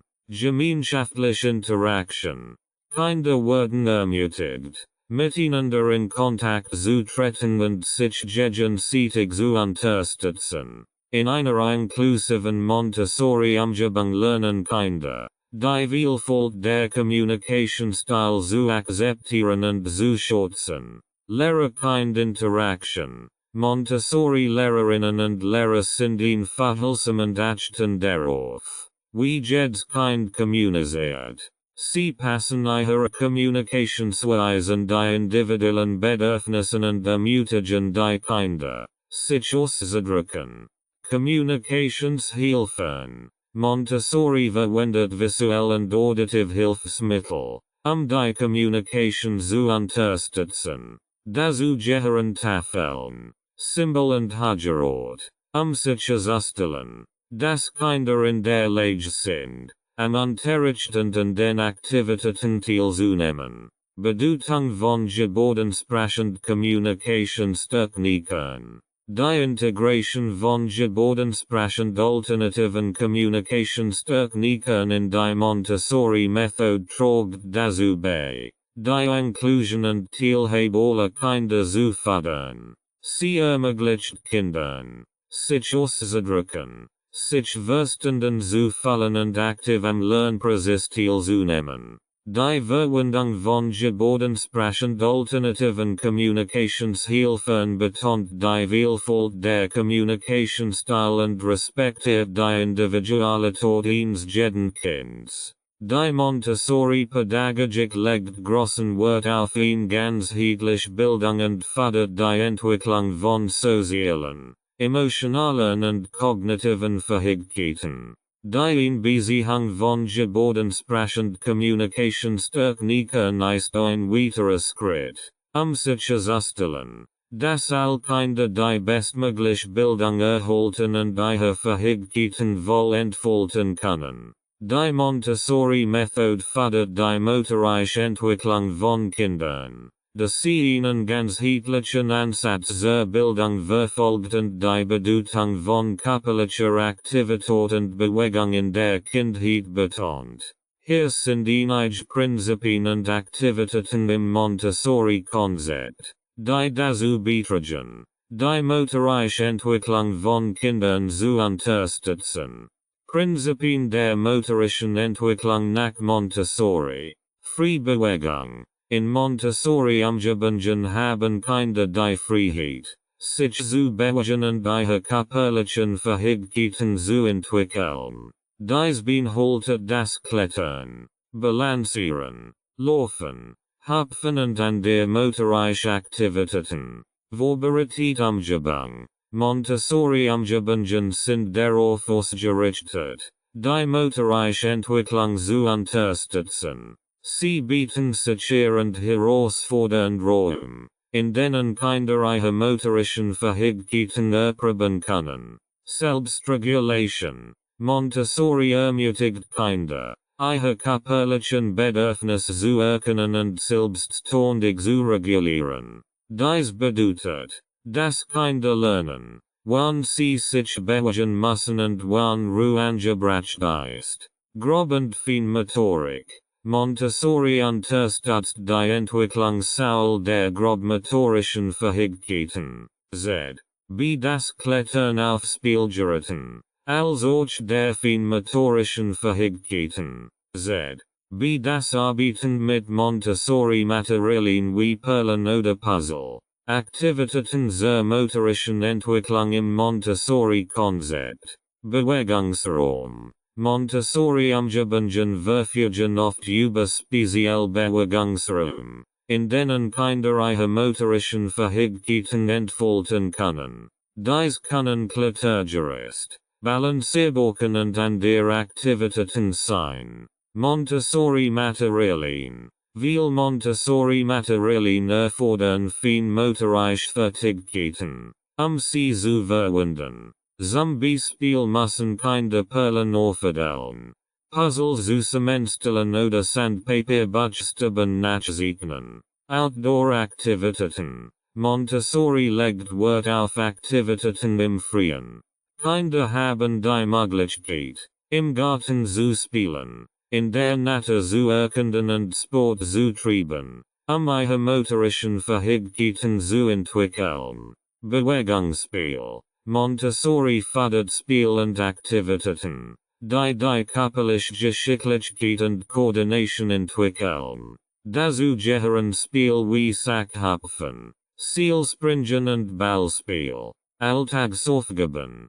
Kinder lernen, alltägliche Aufgaben wie Anziehen, Schuhbinden und Tischdecken zu bewältigen. Diese Aktivitäten fördern die feinmotorischen Fähigkeiten und die Selbstständigkeit. Achtsame Bewegung. Montessori lehrt Kinder, achtsam mit ihrem eigenen Körper umzugehen und auf sein Bedürfnis zu hören. Dies schließt Ruhepausen und Entspannungsübungen ein. Bedeutung der motorischen Entwicklung. Die motorische Entwicklung ist von entscheidender Bedeutung für die ganzheitliche Entwicklung von Kindern. Sie tragt nicht nur zur körperlichen Fitness bei, sondern hat auch einen Einfluss auf die kognitiven und sozialen Fähigkeiten.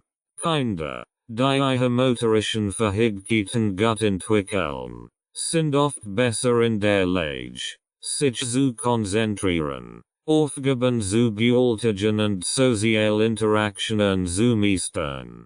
Die Montessori-Pädagogik fördert die motorische Entwicklung durch aktiv, konzentriert Aktivitäten und schafft eine Umgebung, in der Kinder ihre Fähigkeiten auf natürliche Weise entfalten können. Dies stärkt das Selbstbewusstsein, die Unabhängigkeit und die Freuden der Bewegung, was für die gesamtkindliche Entwicklung von großer Bedeutung ist.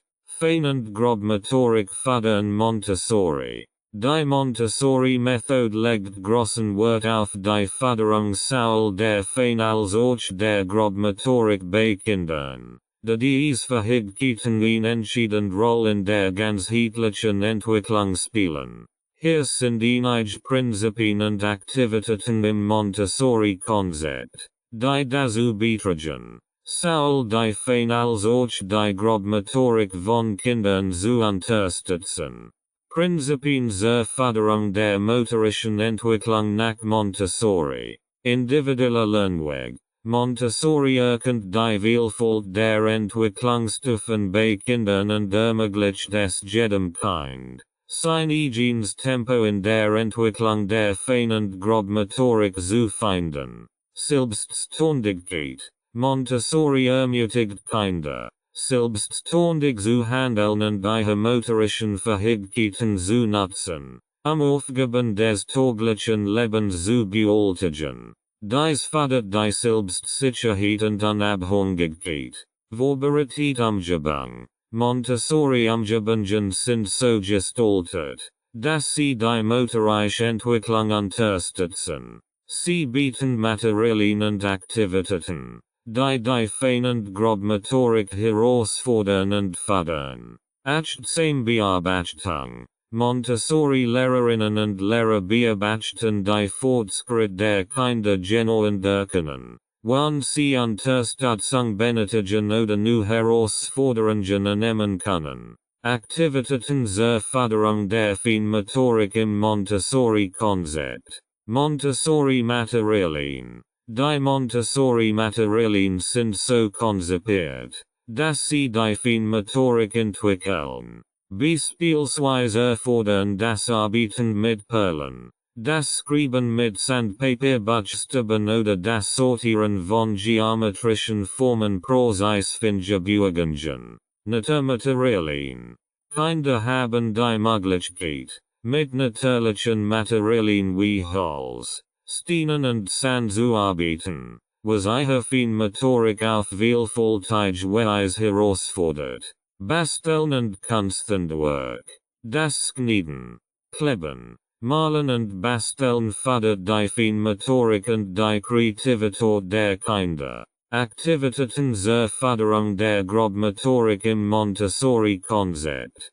Klettergerät. Montessori-Umgebungen können Klettergerät und Spielgerät bieten, auf denen Kinder ihre Grobmotorik entwickeln, ihre Muskulatur stärken und ihre Balance verbessern können. Bewegungsspiel. Spiel im Freien, wie Fängen, Hüpfen, Springen und Balancieren, fördern die Grobmotorik und die soziale Interaktion.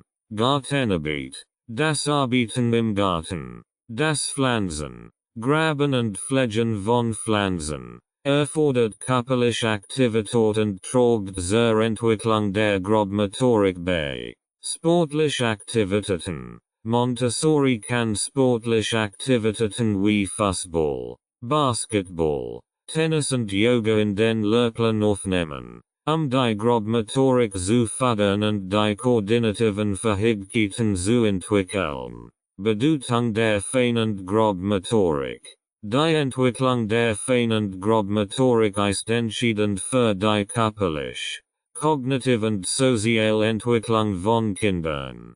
Feinmotorische Fähigkeiten ermöglichen es Kindern, Aufgaben wie das Schreiben, das Malen und das Arbeiten mit kleinen Objekten zu beobachten. Grobmotorische Fähigkeiten sind Vorbewegungen und Aktivitäten wie Laufen, Springen, Balancieren und das Spielen im Freien von großer Bedeutung. Die Montessori-Pädagogik fördert die motorische Entwicklung durch ein Vielzahl von Aktivitäten und Materialien, die Kinder herausfordern und ihre Fähigkeiten erweitern. Dies ganzheitlich Herangehensweise trägt dazu bei, dass Kinder selbstbewusst, unabhängig und körperlich aktiv lernen werden, die in der Lage sind, sich erfolgreich in ihrer Umwelt zu bewegen. Aktivitäten zur Verbesserung der Koordination Montessori. Die Montessori-Methode integriert gezielt Aktivitäten zur Verbesserung der Koordination von Kindern. Eine gute Koordination ist entscheidend für die motorische Entwicklung und die Fähigkeit, Aufgaben des täglichen Lebens zu bewältigen. Hier sind einige Aktivitäten und Prinzipien im Montessori-Konzept, die Koordination fördern. Prinzipien zur Förderung der Koordination nach Montessori. Individuell Bedürfnis. Montessori erkennt die Vielfalt der individuellen Bedürfnisse und Entwicklungsstufen. Jedes Kind wird in seiner Koordination gefördert, basierend auf seinen individuellen Voraussetzungen. Achtsame Beobachtung. Montessori-Lehrerinnen und Lehrer beobachten die Kinder genau, festzustellen, welche Bereiche der Koordination verbessert werden müssen. Dies ermöglicht es, gezielt Unterstützung anzubieten. Freebewegung. Montessori ermöglicht den Kindern die Freebewegung und die Auswahl von Aktivitäten, die ihre Koordination herausfordern und verbessern. Aktivitäten zur Verbesserung der Koordination im Montessori-Konzept. Balancieren. Kinder haben die Möglichkeit, auf Balken, Brettern oder Linien zu balancieren. Das fördert das Gleichgewicht und die Koordination. Kleinmotorische Aktivitäten. Montessori-Materialien wie das Scrauben und Schneiden mit Kinderscheren erfordern Präzise Hand-Augen-Koordination. Körperspiel. Spiel, bei denen Kinder ihren Körper steuern müssen, wie Hüpfen über Hindernisse oder das Imitieren von Tieren, fördern die Koordination. Tanz und Rhythmus.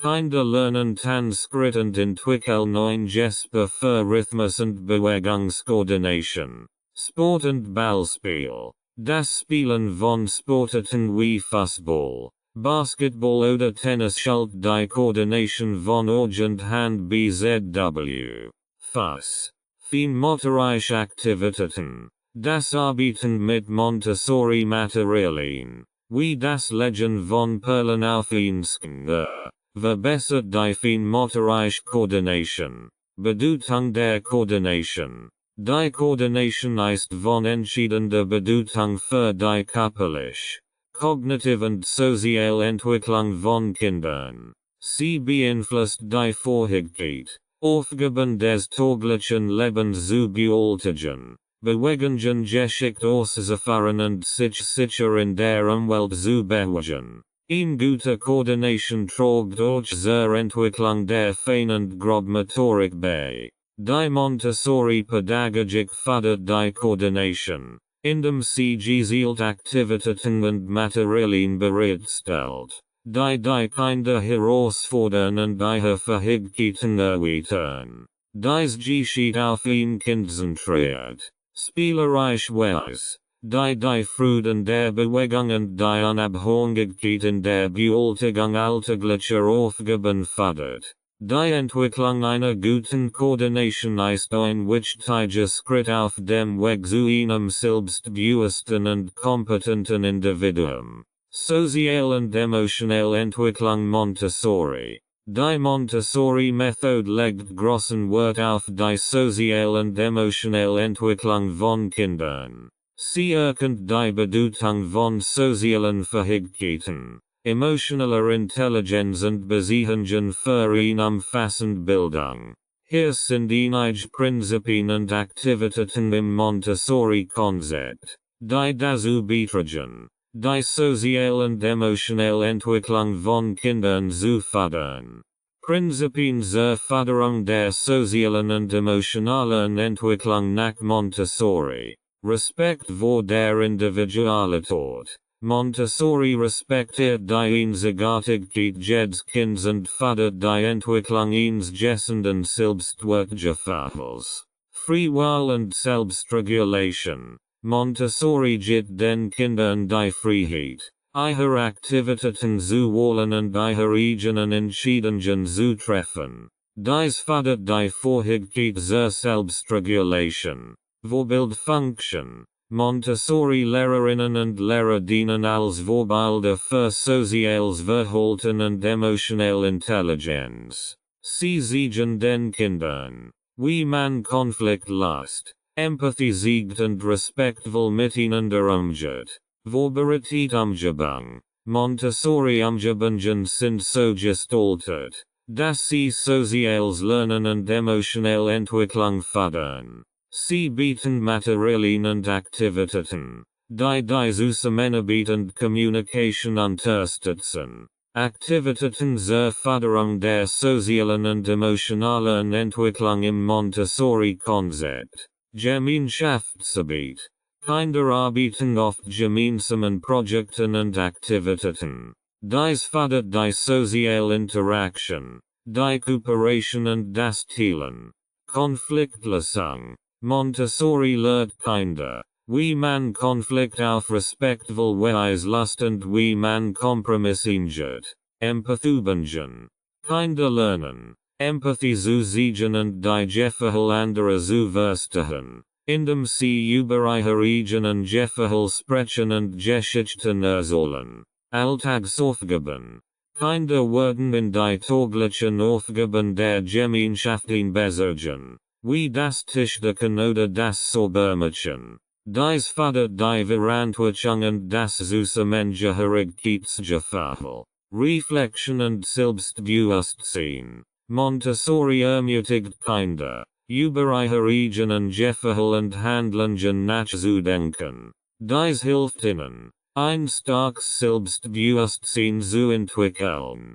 Freispiel. Montessori gibt den Kindern Zeit und Raum für Freispiel, bei dem sie ihre sozialen Fähigkeiten entwickeln und Beziehungen zu Gleichaltrigen aufbauen. Bedeutung der sozialen und emotionalen Entwicklung. Die soziale und emotionale Entwicklung ist von entscheidender Bedeutung für das Wohlbefinden und die erfolgreiche Integration in die Gesellschaft. Sie beeinflusst die Fähigkeit, Beziehungen aufzubauen, Empathie zu zeigen, Konflikt zu bewältigen und Selbstregulation zu erlernen. Eine gute soziale und emotionale Entwicklung fördert auch das Selbstbewusstsein und die Selbstakzeptanz. Die Montessori-Pädagogik betont die Bedeutung von sozialen und emotionalen Fähigkeiten und schafft eine Umgebung, in der Kinder lernen können,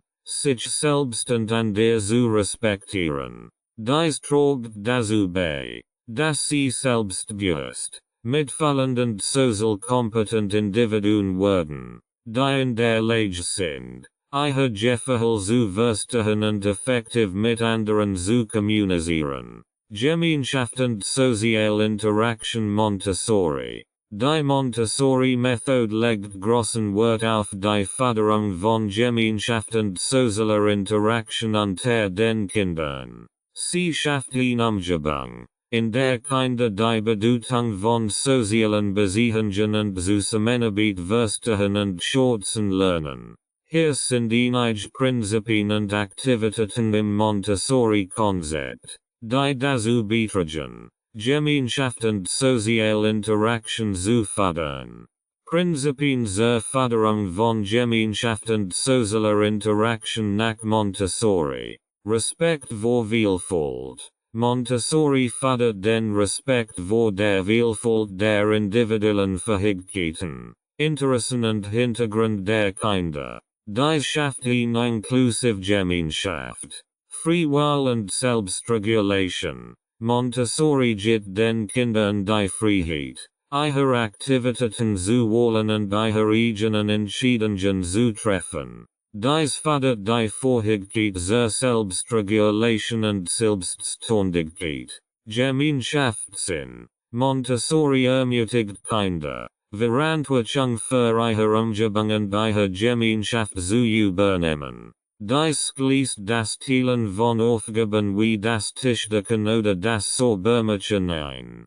Konfliktlösung. Montessori lehrt Kinder, wie man Konflikt auf respektvolle Weise löst und wie man Kompromiss eingeht. Dies fördert ein harmonisches Zusammenleben. Aktivitäten zur Förderung von Gemeinschaft und sozialer Interaktion im Montessori-Konzept. Gemeinschaftsarbeit.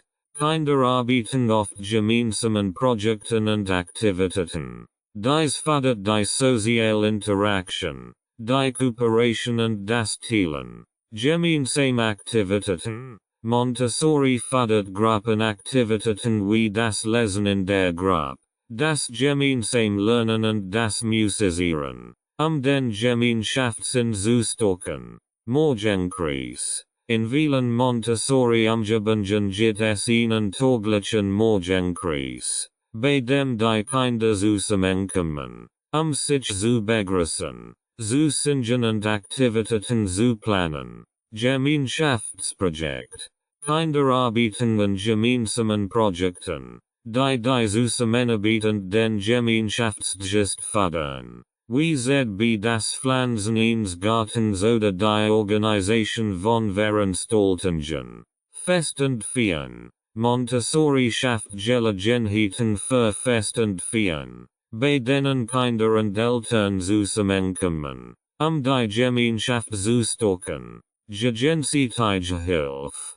Kinder helfen sich gegenseitig, sei es beim Ansehen, beim Lernen oder beim Lassen von Aufgaben. Dies fördert den Gemeinschaftssinn und das Teilen von Fähigkeiten. Bedeutung von Gemeinschaft und sozialer Interaktion. Die Fähigkeit zur sozialen Interaktion und die Erfahrung von Gemeinschaft sind von entscheidender Bedeutung für die Entwicklung von Kindern. Sie lernen, Beziehungen zu anderen aufzubauen, Empathie zu zeigen und in einer Gruppe zu koexistieren. Gemeinschaft und soziale Interaktion fördern auch die Selbstregulation, das Verständnis für Vielfalt und die Teamarbeit. Die Montessori-Pädagogik betont die Bedeutung von Gemeinschaft und sozialer Interaktion, indem sie eine Umgebung schafft, in der Kinder respektvolles Miteinander und Teamarbeit erleben können. Dies trägt dazu bei, dass sie verantwortungsbewusst, sozial kompetent und aufgeschlossen Individuen werden, die in der Lage sind, in der Gemeinschaft und in der Gesellschaft erfolgreich zu agieren. Emotional Intelligenz und Selbstregulation Montessori. Die Montessori-Methode legt großen Wert auf die Förderung emotionaler Intelligenz und Selbstregulation bei Kindern. Sie erkennt die Bedeutung der emotionalen Entwicklung und wie sie die soziale und kognitive Entwicklung beeinflusst. Hier sind einige Prinzipien und Aktivitäten im Montessori-Konzept, die dazu beitragen, emotionale Intelligenz und Selbstregulation zu fördern. Prinzipien zur Förderung emotionaler Intelligenz und Selbstregulation nach Montessori. Achtsamkeit. Montessori lehrt Kinder, achtsam gegenüber ihren eigenen Gefühlen und den Gefühlen anderer zu sein. Dies fördert das Verständnis und die Empathie. Free Will und Selbstregulation. Montessori gibt den Kindern die Freiheit, ihre Aktivitäten zu wählen und ihre eigenen Entscheidungen zu treffen. Dies unterstützt die Entwicklung von Selbstregulation und Selbstkontrolle. Konfliktlösung. Montessori ermutigt Kinder, Konflikt auf respektvoll Weise zu lassen und Kompromissen zu gehen. Dies fördert die emotionelle Intelligenz und die Fähigkeit zur Selbstregulation. Vorbereitet Umgebung. Montessori Umgebungen sind so gestaltet, dass sie Materialien und Aktivitäten bieten, die emotionelle Entwicklung unterstützen. Kinder haben die Möglichkeit, ihre Gefühle durch kreative Ausdrucksformen zu verarbeiten. Aktivitäten zur Förderung emotionaler Intelligenz und Selbstregulation im Montessori-Konzept. Gefühlskarten. Kinder können Karten oder Bilder verwenden, ihre Gefühle auszudrücken und zu lernen, wie man mit Emotionen umgeht. Gemeinsam Gespräch. Montessori-Lehrerinnen und Lehrer führen Gespräch über Gefühle und ermutigen die Kinder, über ihre eigenen Gefühle zu sprechen. Kreativer Ausdruck. Kinder haben die Möglichkeit, ihre Gefühle durch Kunst und kreative Aktivitäten auszudrücken, was ihnen hilft, Emotionen zu verarbeiten. Konfliktlösungsübungen.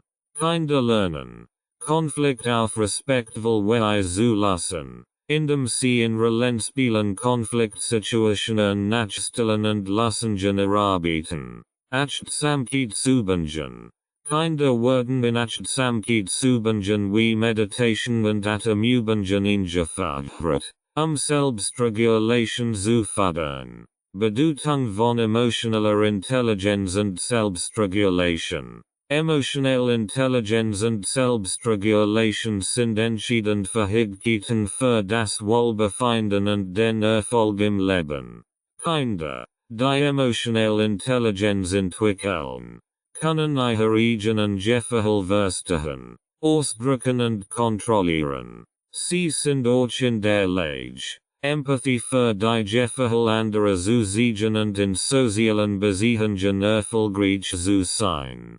Die Montessori-Pädagogik betont die Förderung emotionaler Intelligenz und Selbstregulation, indem sie eine Umgebung schafft, in der Kinder lernen, ihre Gefühle zu akzeptieren und konstruktiv damit umzugehen. Dies trägt dazu bei, dass sie selbstbewusst, einfühlsam und sozial kompetent Individuen werden, die in der Lage sind, ihre eigenen Bedürfnisse und die Bedürfnisse anderer zu respektieren. Elternschaft im Montessori-Stil. Achtsam Beobachtung. Montessori-Eltern beobachten ihr Kind achtsam, sehnstorken, Schwächen und Interessen zu erkennen. Dies ermöglicht es, die Unterstützung gezielt anzupassen.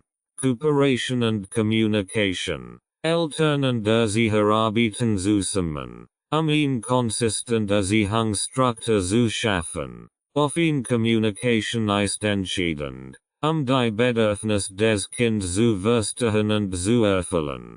Vorbildfunktion. Montessori-Eltern dienen als Vorbilder für respektvolles Verhalten und Siegen, wie Konflikt gelöst werden und wie man achtsam miteinander umgeht. Praktiken der Elternschaft im Montessori-Stil. Vorbereitung der Umgebung. Montessori-Eltern gestalten die häusliche Umgebung so, dass sie die Selbstständigkeit und das Lernen ihres Kindes fördert. Sie bieten Montessori-Materialien und schaffen Ordnung, Freiheit und Selbstregulation. Eltern geben ihrem Kind die Freiheit, in gewissem Maße Aktivitäten zu wählen und Entscheidungen zu treffen. Sie ermutigen zur Selbstregulation und Selbstständigkeit. Gemeinsames Lernen. Montessori-Eltern nehmen am Lernprozess ihres Kindes teil und unterstützen es dabei, neue Fähigkeiten zu erlernen. Sie ermutigen zum Fragenstellen und Forschen. Achtsam Communication. Eltern hören aufmerksam zu und beantworten die Fragen ihres Kindes. Sie ermutigen zur verbalen Kommunikation und zur Ausdrucksfähigkeit. Bedeutung der Elternschaft im Montessori-Stil. Die Elternschaft im Montessori Stil betont die Partnerschaft zwischen Eltern und Erziehern, das Kind bestmöglich zu unterstützen. Dies fördert ihn und Entwicklung und ein starkes Selbstbewusstsein beim Kind. Die Eltern lernen, die Bedürfnisse und Interessen ihres Kindes zu respektieren und zu fördern, was zu einem positiven und respektvollen Umgang miteinander fördert. Die Montessori-Pädagogik schätzt die Rolle der Eltern als wichtigen Einfluss auf die Bildung und die soziale Entwicklung des Kindes. Die Eltern sind Partner in der Gestaltung einer Umgebung, in der das Kind sein volles Potenzial entfalten kann. Die Zusammenarbeit zwischen Eltern und Erziehern ermöglicht es, das Kind in seiner Gesamtheit zu unterstützen und zu fördern. Die Rolle der Eltern in der Montessori-Erziehung. Die Rolle der Eltern in der Montessori-Erziehung ist von entscheidender Bedeutung und unterscheidet sich in einigen Aspekten von traditionellen Erziehungsansätzen. Montessori betrachtet die Eltern als wesentlich Partner in der Bildung und Entwicklung ihres Kindes. Hier sind einige Schlüsselaspekte der Rolle der Eltern in der Montessori-Erziehung. Partnerschaft und Zusammenarbeit. Montessori fördert eine partnerschaftliche Beziehung zwischen Eltern und Erziehern. Die Eltern werden als Partner angesehen, die aktiv an der Bildung ihres Kindes teilnehmen und mit den Erziehern zusammenarbeiten. Achtsam-Bearbeitung. Eltern werden ermutigt, ihr Kind achtsam zu bearbeiten, seine Interessen, Bedürfnisse und Stärken zu erkennen. Dies ermöglicht es, die Unterstützung gezielt anzupassen und das Kind individuell zu fördern. Respekt vor der Individualität. Montessori-Eltern respektieren die Individualität ihres Kindes und fördern seine Selbstständigkeit. Sie erkennen, dass jedes Kind unterschiedliche Bedürfnisse und Interessen hat. Vorbildfunktion. Eltern dienen als Vorbilder für respektvolles Verhalten und achtsame Interaktion. Sie zeigen, wie Konflikt gelöst, Empathie gezeigt und respektvoll miteinander umgegangen wird. Vorbereitung der häuslichen Umgebung. Montessori-Eltern gestalten die häusliche Umgebung so, dass sie die Selbstständigkeit und das Lernen ihres Kindes fördert. Sie bieten Montessori-Materialien und schaffen Ordnung, Freiheit und Selbstregulation. Eltern geben ihrem Kind die Freiheit, in gewissem Maße Aktivitäten zu wählen und Entscheidungen zu treffen. Sie ermutigen zur Selbstregulation und Selbstständigkeit. Gemeinsames Lernen. Montessori-Eltern nehmen am Lernprozess ihres Kindes teil und unterstützen es dabei, neue Fähigkeiten zu erlernen. Sie ermutigen zum Vergenstellen und Forschen. Achtsame Communication. Eltern hören aufmerksam zu und beantworten die Fragen ihres Kindes. Sie ermutigen zur verbalen Kommunikation und zur Ausdrucksfähigkeit. Die Rolle der Eltern in der Montessori-Erziehung ist aktiv und engagiert. Sie sind nicht nur Zuschauer, sondern aktiv Teilnehmer im Bildungsprozess ihres Kindes. Die partnerschaftliche Beziehung zwischen Eltern, Kind und Erziehern schafft eine unterstützende Umgebung, in der das Kind in seiner Gesamtheit gefördert und ermutigt wird, sein Potenzial zu entfalten. Die Eltern werden zu wichtigen Wegbegleitern auf dem Bildungsweg ihres Kindes. Gemeinsames Lernen und Erleben Montessori. In der Montessori-Pädagogik wird gemeinsames Lernen und Erleben als wichtiger Bestandteil der Bildung und Entwicklung von Kindern betrachtet. Die Montessori-Methode schafft eine Umgebung, in der Kinder die Gelegenheit haben, miteinander zu lernen, zu kooperieren und Erfahrungen zu teilen. Hier sind einige Prinzipien und Aktivitäten, die das gemeinsame Lernen und Erleben im Montessori-Stil fördern. Prinzipien des gemeinsamen Lernens und Erlebens in der Montessori-Pädagogik. Cooperation and Soziale Interaktion. Montessori legt Wert auf die Sozialentwicklung der Kinder. Sie ermutigt Kinder dazu, miteinander zu arbeiten, Ideen auszutauschen und sich gegenseitig zu unterstützen. Gemeinschaftssinn. Montessori fördert das Gefühl der Zugehörigkeit zu einer Gemeinschaft. Kinder lernen, gemeinsam Verantwortung für ihre Umgebung zu übernehmen und zu kooperieren. Gegenseitiges Lernen. Kinder lernen nicht nur von Erwachsenen, sondern auch voneinander. Die Vielfalt der Erfahrungen und Fähigkeiten in der Gruppe bereichert das Lernen. Verantwortung und Zusammenarbeit. Kinder übernehmen gemeinsam Verantwortung für die Pflege der Umgebung und der Montessori-Materialien. Sie lernen, wie Zusammenarbeit zu einem harmonischen Zusammenleben beiträgt. Aktivitäten zur Förderung des gemeinsamen Lernens und Erlebens im Montessori-Konzept. Gemeinsam Projekt. Kinder arbeiten an gemeinsamen Projekten und Aktivitäten, bei denen sie kooperieren und ihr Wissen teilen. Gemeinsames Lernen an Montessori-Materialien. Kinder können gemeinsam mit Montessori-Materialien arbeiten und sich gegenseitig unterstützen. Kooperative Spiel. Montessori fördert Kooperative Spiel, bei denen Kinder zusammenarbeiten, Ziel zu erreichen und Problem zu lösen. Gemeinsame Aktivitäten im Freispiel.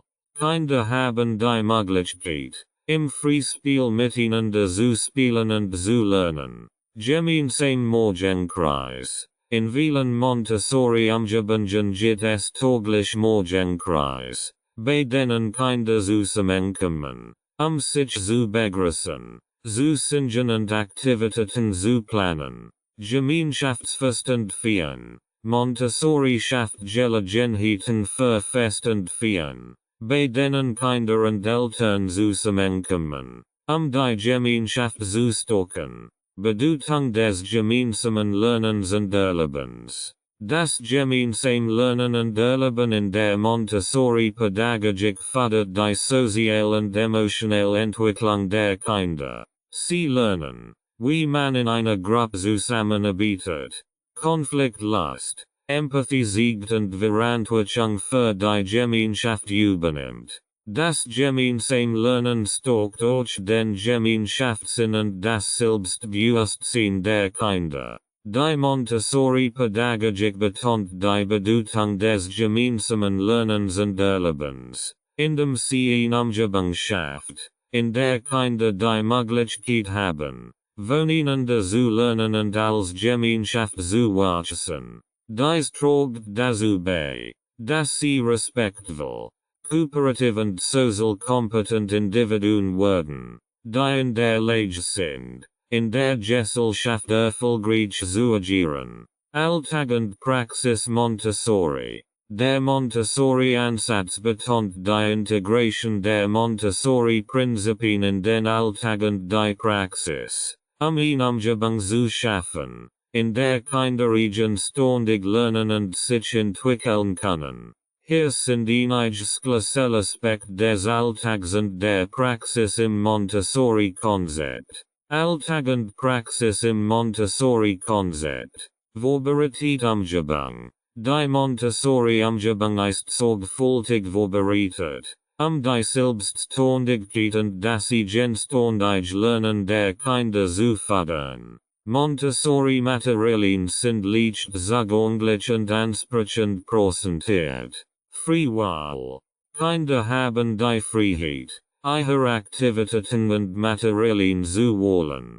Sie entscheiden, womit sie arbeiten möchten und in welchem Tempo sie lernen. Individuelles Lernen. Montessori fördert das individuelle Lernen, bei dem jedes Kind seinen eigenen Interessen und Fähigkeiten folgen kann. Lehrerinnen und Lehrer beobachten die Kinder und passen die Unterstützungen. Concentration. Kinder werden ermutigt, sich auf ihre Aufgaben zu konzentrieren und die zu einem Abschluss zu bringen. Dies fördert die Fähigkeit zur Selbstregulation. Wiederholung. Montessori erkennt die Bedeutung der Wiederholung im Lernprozess. Kinder haben die Möglichkeit, Aufgaben so oft zu wiederholen, wie sie es für notwendig halten. Förderung der Unabhängigkeit. Kinder werden ermutigt, alltägliche Aufgaben wie Ansehen, Tischdecken und Saubermachen eigenständig zu erledigen. Dies fördert ihre Selbstständigkeit. Achtsam-Beobachtung. Lehrerinnen und Lehrer beobachten die Kinder achtsam, ihre Bedürfnisse und Interessen zu erkennen. Dies ermöglicht es, die Unterstützung individuell anzupassen. Gemeinschaftsgefühl. Montessori fördert das Gemeinschaftsgefühl, indem Kinder zusammenarbeiten, Verantwortung für ihre Umgebung übernehmen und Konflikt respektvoll lassen. Materialien und Aktivitäten. Montessori Materialien sind so gestaltet, dass sie die Sinn ansprechen und das Lernen erleichtern. Sie sind strukturiert und selbsterklärend. Selbstbeurteilung.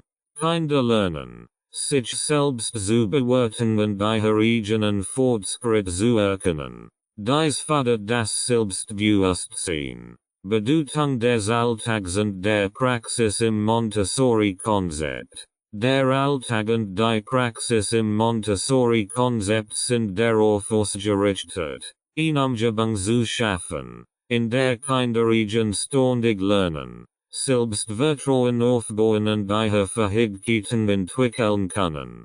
Dies fördert die Selbstständigkeit, die Konzentration, die Selbstregulation und die soziale Kompetenz der Kinder. Montessori lehrt die Kinder, Verantwortung für ihre Umgebung zu übernehmen und sich aktiv in ihrem eigenen Lernprozess zu beteiligen. Die Montessori-Pädagogik schätzt die Bedeutung des Alltags und der Praxis, indem sie eine Umgebung schafft, in der Kinder in ihrem eigenen Tempo und gemäß ihren eigenen Interessen lernen können. Dies ermöglicht es ihnen, sich zu selbstständigen, neugierigen und verantwortungsbewussten Individuen zu entwickeln.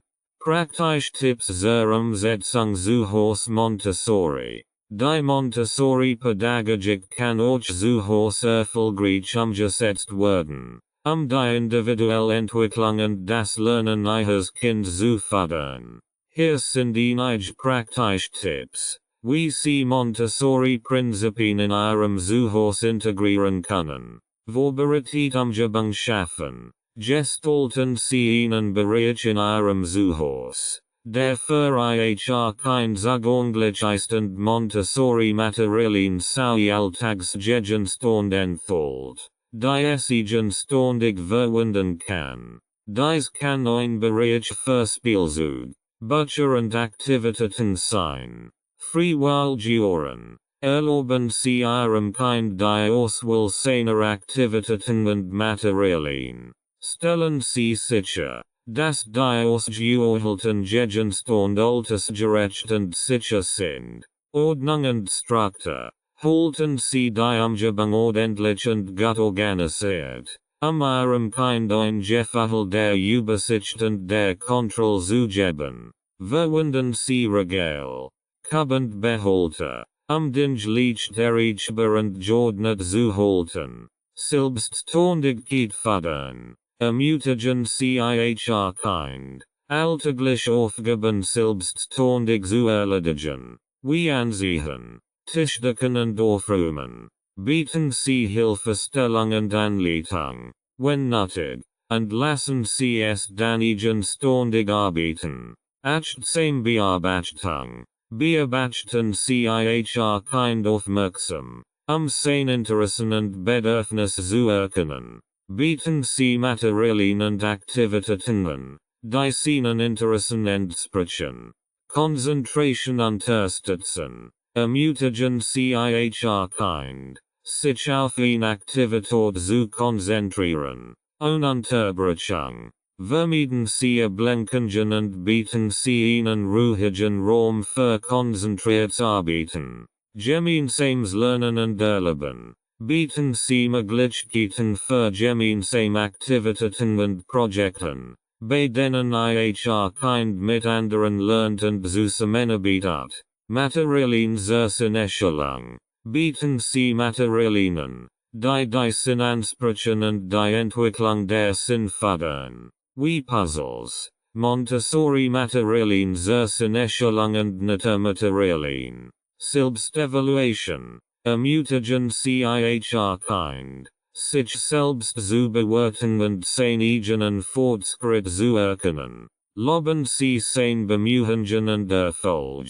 Gemeinschaftsgefühl, betonen sie die Bedeutung von Respekt, Empathie und Verantwortung für die Gemeinschaft, lehren sie Konfliktlösung und das Teilen von Verantwortung, Bücher und Lesezeit, fördern sie die liebsam Lesen, indem sie ein Vielzahl von Büchern zur Verfügung stellen und regelmäßig Lesezeit in den Tagesablauf integrieren. Naturerlebnis, nutzen sie die Naturalslernumgebung, Unternehmungen im Freien, wie Spaziergänge, Gartenarbeit und Naturbeobachtungen, fördern die Neugier und das Verständnis für die Umwelt. Die Umsetzung von Montessori-Prinzipien zu Hause erfordert Geduld, Flexibilität und Achtsamkeit. Jedes Kind ist einzigartig, und die Anpassung der Montessori-Prinzipien an die individuellen Bedürfnisse und Interessen eines Kindes ist entscheidend. Achten Sie darauf, eine unterstützende und liebevolle Umgebung zu schaffen, in der kind in seinem eigenen Tempo lernen und wachsen kann. Beispiel für Montessori-Aktivitäten für verschiedene Altersgruppen.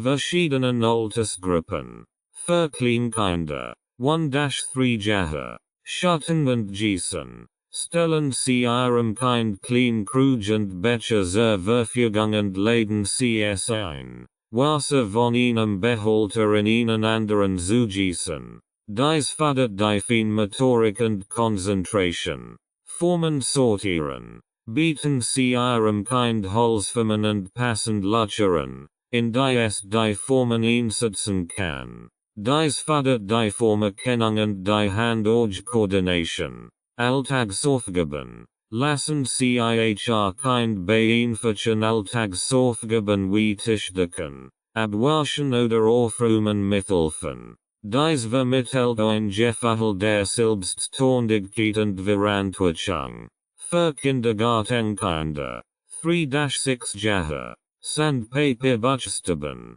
Mit Sandpaper-Buchstaben können Kinder Buchstaben fallen und nachzeichnen, das Schreiben und Lesen zu erlernen. Zellenbrett. Ein Zellenbrett mit Zellenketten und farbigen Perlen hilft Kindern, die Konzept der Mathematik zu erfassen, wie das Zahlen, die Addition und die Subtraction. Geography-Puzzle. Montessori Geography-Puzzle ermöglichen es Kindern, die Kontinent, Länder und ihre Hauptstadt kennenzulernen. Für Grundschulkinder, 6-12 Jahre. Selbstgestützforschen. Lassen Sie Kinder Selbstgestützforschungsprojekt durchführen, bei denen Sie Fragen stellen, Experiment durchführen und Informationen sammeln. Zeitliste erstellen. Kinder können ein Zeitliste erstellen, historische Ereignisse zuordnen und zu verstehen. Praktische Lebenskompetenzen. Lehren Sie Kinder, wie man Mahlzeiten kocht, nord, repariert und grundlegend handwerkliche Fähigkeiten entwickelt. Verjugendlich. 12+ Jahre. Selbstbestimmt lernen. Jugendlich können Themen wählen, die sie interessieren, und selbstgesteuert lernen. Dies kann die Forschung zu einem Projekt, Das Schreiben eines Buches oder das Erlernen einer neuen Fertigkeit umfassen. Discussion und Debatten. Ermutigen Sie jugendlich zu Diskussionen und Debatten über aktuelle Themen. Kritisches Denken und Kommunikationsfähigkeiten zu fördern. Praktikum und Freiwilligenarbeit. Unterstützen Sie jugendlich dabei. Praktika oder Freiwilligenarbeit in Bereichen zu absolvieren, die Sie ansprechen. Praktische Erfahrungen zu sammeln. Die Montessori-Pädagogik legt großen Wert auf individuelles Lernen und die Entwicklung von Selbstständigkeit und Eigenverantwortung. Die Aktivitäten können an die Interessen und Fähigkeiten des Kindes angepasst werden, die Freude am Lernen zu fördern und ihn ganzheitlich Bildung zu ermöglichen. Die Bedeutung der Montessori-Pädagogik für die frühkindliche Entwicklung. Die Montessori-Pädagogik hat eine bedeutsame Rolle in der frühkindlichen Entwicklung und Bildung. Sie betont die Achtung vor der Einzigartigkeit eines jeden Kindes und fördert die individuelle Entwicklung in den entscheidenden frühen Jahren. Hier sind einige wichtige Aspekte der Bedeutung der Montessori-Pädagogik für die frühkindliche Entwicklung.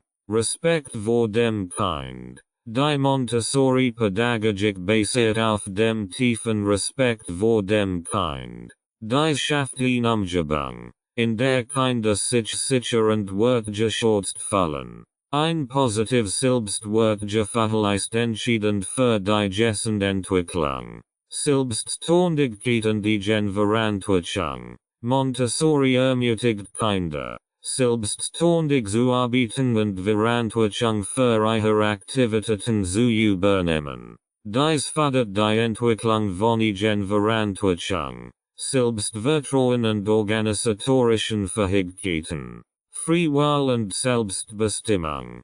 Kinder haben die Freiheit, Aktivitäten und Materialien nach ihren eigenen Interessen und Bedürfnissen zu wählen. Dies ermöglicht es ihnen, Eigenuge zu verfolgen und intrinsische Motivation zu entwickeln. Sensorisches Lernen. Die Montessori-Umgebung ist reich an sensorischen Materialien, die Entwicklung der Sinn fördern. Dies ist entscheidend für die früheren Entwicklung und die Wahrnehmungsfähigkeiten. Handlungsorientiertes Lernen. Montessori legt Wert auf handlungsorientiertes Lernen, bei dem Kinder durch konkrete Erfahrungen lernen. Dies fördert das Verständnis und die Umsetzung von Konzepten. Soziale Interaktion und Friedenserziehung. Montessori fördert soziale Interaktion und das Erlernen von Konfliktlösungsstrategien. Dies ist wichtig für die soziale und emotionale Entwicklung. Betonung der Kreativität. Montessori ermöglicht Kindern, kreativ zu sein und ihre eigenen Lösungen zu finden. Dies fördert die Kreativdenkfähigkeit und Problemlösungskompetenz. Respekt vor der Umwelt. Montessori lehrt Kinder, die Umwelt zu respektieren und zu schützen. Dies fördert Umweltbewusstsein und Nachhaltigkeit. Ganzheitliche Bildung. Die Montessori-Pädagogik betrachtet Bildung als ganzheitlichen Prozess, der die kognitiv, emotional, sozial und physische Entwicklung einschließt. Dies unterstützt die vielseitige Entwicklung eines Kindes. Vorbereitung auf das Leben. Montessori ermutigt Kinder dazu, lebenspraktische Fähigkeiten zu erlernen, die ihnen im Alltag und in der Zukunft nützlich sein werden. Die Montessori-Pädagogik bietet eine holistische Herangehensweise an die frühkindliche Bildung und fördert die individuelle Entfaltung des Kindes. Sie schafft eine Umgebung, in der Kinder Freude am Lernen empfinden, kritisches Denken entwickeln und eine starke Grundlage für ihre zukünftige Bildung und ihr soziales Engagement aufbauen können. Die Bedeutung der Montessori-Pädagogik für die frühkindliche Entwicklung liegt in ihrer Unterstützung der ganzheitlichen Entwicklung des Kindes und ihrer Fokussierung auf Respekt, Eigenverantwortung und Selbstbestimmung. 250 Aktivitäten für Zuhause Montessori 0-13 Jahre.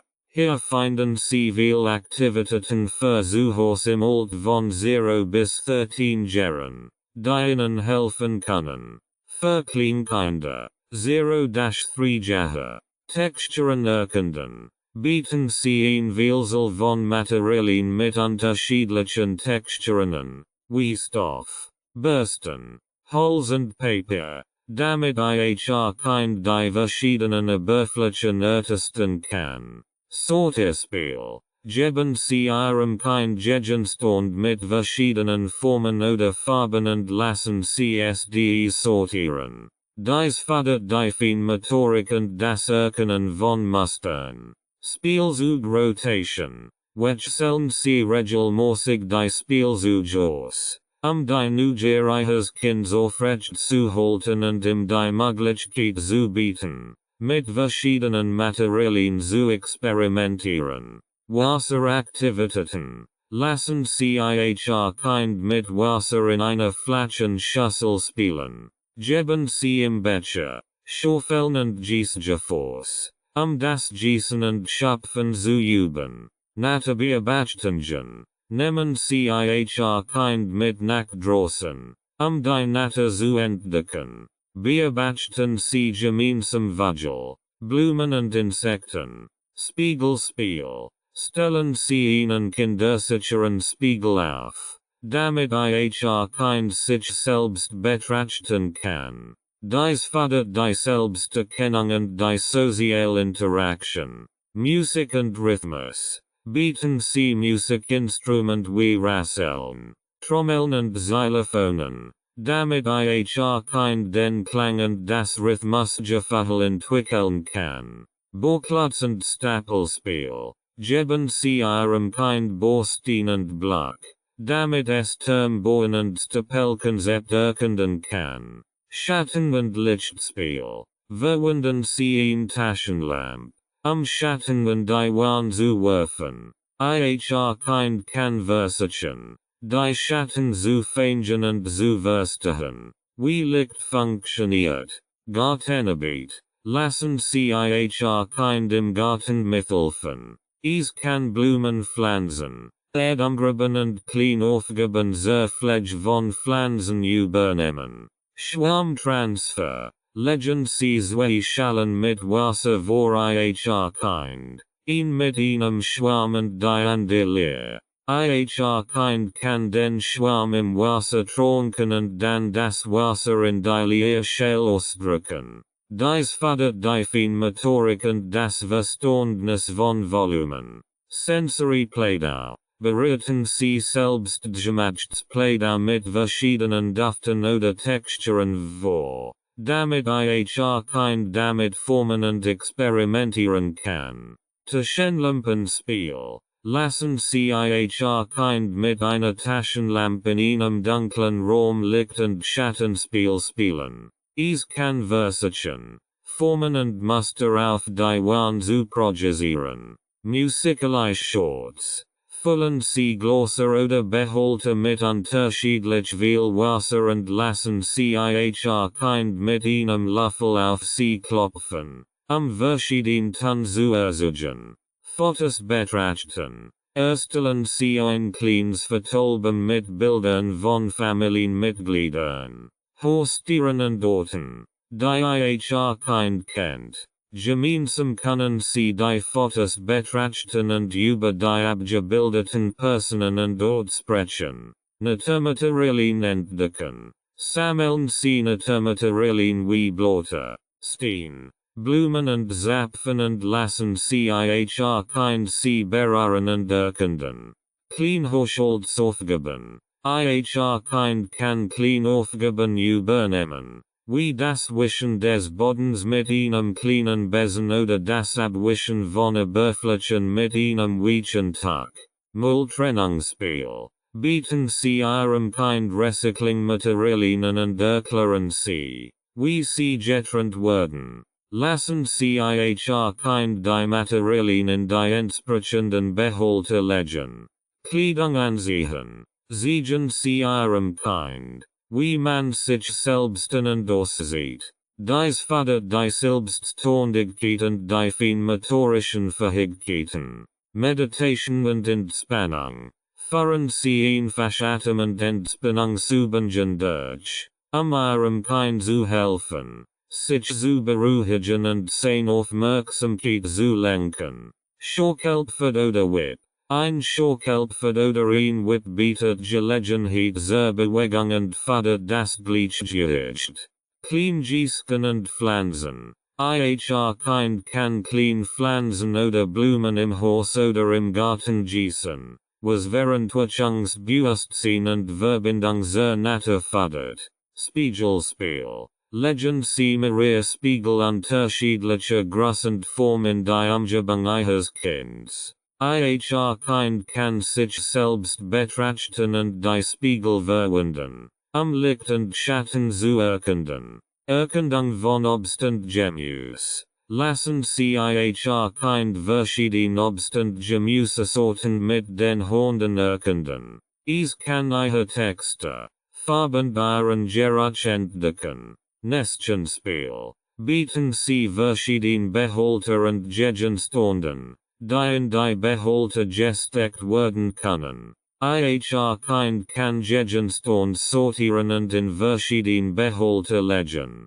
Klangflaschen. Füllen Sie Plastikflaschen mit Reis, Bohnen oder anderen Materialien und verschließen Sie fest. Ihr Kind kann die Flaschen schütteln und die verschiedenen Klänge hören. Farbige Reisscanner. Farben Sie Reisscanner mit Lebensmittelfarben in verschiedenen Farben. Ihr Kind kann sie in verschiedenen Aktivitäten verwenden, wie sortieren, schaufeln und gießen, Tischdecken und Servietten falten. Zeigen Sie Ihrem Kind, wie man den Tisch deckt und Servietten faltet. Dies fördert praktische Lebenskompetenzen. Fotos in Büchern oder auf Karten betrachten. Erstellen Sie Bücher oder Karten mit Fotos von Familienmitgliedern und Freunden. Ihr Kind kann die Fotos betrachten und die Namen der Personen lernen.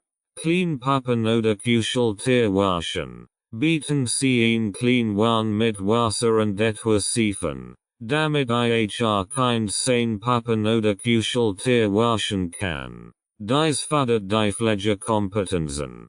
Farbige Reifen sortieren. Bieten Sie verschiedene farbige Reifen oder Ringen und lassen Sie Ihr Kind dies nach Farbe sortieren. Schatzsuch. Verstecken Sie clean Gegenstand im Sand oder in Reis und lassen Sie Ihr Kind auf Schatzsuch gehen, sie zu finden. Schwarmausringen. Geben Sie Ihrem Kind Feuchtschwarm und lassen Sie es üben. Das Wasser aus innen auszuringen. Das fördert die Feinmotorik. Einfach Puzzles. Bieten Sie Ihrem Kind einfach Holzpuzzles mit großen Teilen, die es zusammensetzen kann. Namensschilder. Erstellen Sie Namensschilder für Familienmitglieder und lassen Sie Ihr Kind die Namen den passenden Personen zuordnen. Musikalisches Instrument. Bieten Sie verschiedene Musikinstrumente wie Rasseln, Xylophon oder Trommeln, das Interesse an Musik und Rhythmus zu wecken. Stoffrest erforschen. Geben Sie Ihrem Kind Stoffrest in verschiedenen Farben und Texturen, damit es dies erforschen und mit ihnen spielen kann. Löffel und Schüsseln. Ihr Kind kann üben, Lebensmittel von einer Schüssel in ein anderem zu füllen, was die Koordination und Feinmotorik fördert.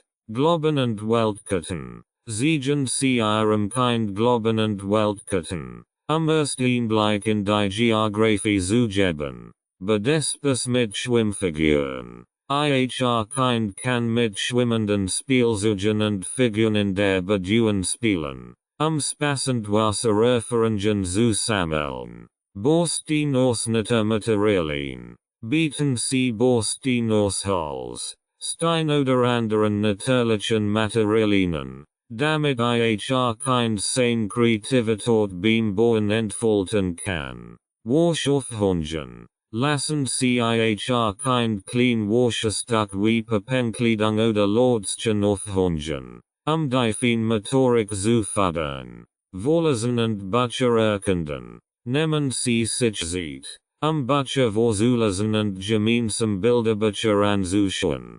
Diskutieren Sie über die Geschichten und Bilder. Klein Tierfiguren und Lebensraum. Ihr Kind kann klein Tierfiguren in verschiedenen Lebensräumen platzieren, die Tierwelt zu erkunden. Musikalisch Schatzig. Verstärken Sie klein Musikinstrument im Raum und lassen Sie ihr Kind sie suchen und damit spielen. Match und Sandspiel. Im Freien können Sie Ihrem Kind die Möglichkeit bieten, im Sand oder Match zu spielen und dabei die Sinn zu entdecken.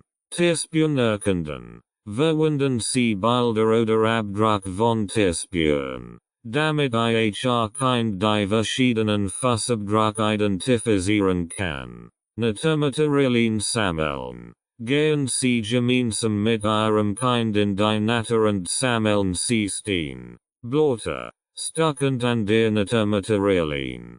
Zortelspiel mit Alltagsgegenständen. Ihr Kind kann Alltagsgegenstände wie Kissen, Spielzeugottes oder Bauklötzchen, die Mathematik spielerisch zu entdecken. Brief und Namen erkennen. Zeigen Sie Ihrem Kind Buchstaben und erklären Sie, wie Sie zusammen weiterbilden. Ihr Kind kann auch anfangen, Buchstaben in seinem Namen zu erkennen. Taschenlampen Abenteuer. Lassen Sie ihr Kind mit einer Taschenlampe Schattungen die Wand werfen und dies erkunden. Es kann Formen und Muster nachzeichnen. Sie finden Spaß. Gemeinsam Sie finden Posten und beobachten, wie Sie schweben und platzen. Ihr Kind kann versuchen, die Blasen zu fangen.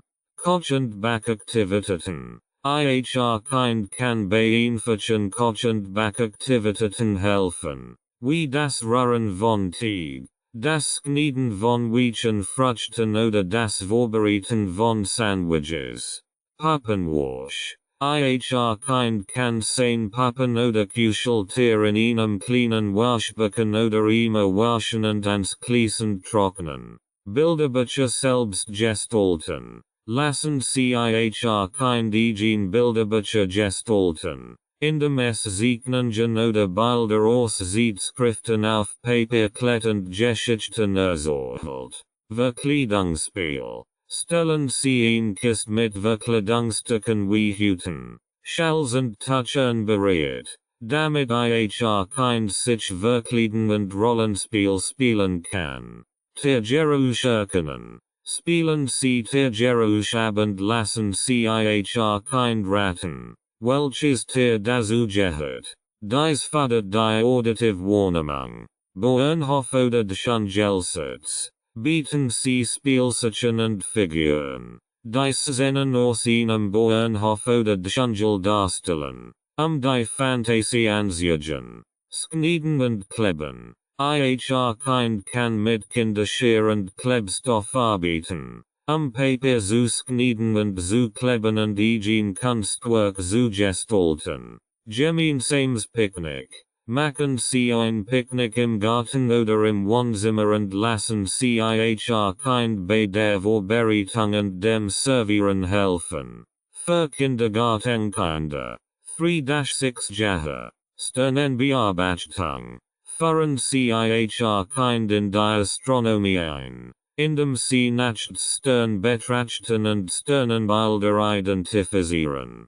Puzzlekarten. Bieten Sie Ihrem Kind Karten mit verschiedenen Puzzleteilen, die es zusammensetzen kann, Formen und Muster zu erkennen. Buchstabenerkundung. Lassen Sie ihr Kind Buchstaben erkennen, in dem Sand oder Race nachzeichnet oder mit magnetischen Buchstaben spielt. Zieten wo, Kind kann lernen. Die Ziet anhand einer einfachen Abzulesen und die Zieten zu identifizieren. Sprachkursen. Bieten Sie Kursen mit Bildern und dazugehörigen Worten, die Wortschätzerweiterung und das Lesen zu fördern. Kalender und Gerätzeiten. Lassen Sie Kind Ihnen Kalender führen und die Gerätzeiten zu wichtig Termin und fertig markieren. Kleinforscher. Unterstützen Sie Kind Beinete wissenschaftlichen Experimenten und Beobachtungen, sein Nuge zu wecken. Wissenschaftlich Sammlungen. Kind kann in Sammlung von Steinen, Blottern oder anderen Naturmaterialien erstellen und diese erforschen. Pflanzen und Gartenarbeit. Gemeinsam können Sie Pflanzen pflegen, Blumen anbauen und den Lebenszyklus von Pflanzen erforschen. Kunstprojekt. Lassen Sie Kind kreative Kunstprojekt durchführen, bei denen es verschiedene Materialien und Techniken verwenden kann. Mathematische Materialien. Bieten Sie mathematische Materialien wie Zahlstabchen, Palanketten oder geometrische Formen mathematische Konzepte zu erforschen. Geographie und Länder. Kind kann Karten und Globen verwenden, verschiedene Länder und Kulturen zu entdecken. Musik und Rhythmus. Lassen Sie Kind Musikinstrument spielen, Rhythmen erstellen und Musikstück hören, das musikalische Verständnis zu entwickeln. Fremdsprachen. Einführung in Fremdsprachen durch einfach Wörter und Sorts in anderen Sprachen. Kleinreparaturen. Kind kann einfach Reparaturaufgaben erlernen, wie das Zusammenbauen von Möbeln oder das Befestigen von Napfen. Kochen und Backen. Gemeinsam können Sie einfach gerecht kochen und backen, mathematisch und praktisch Fähigkeiten zu fördern.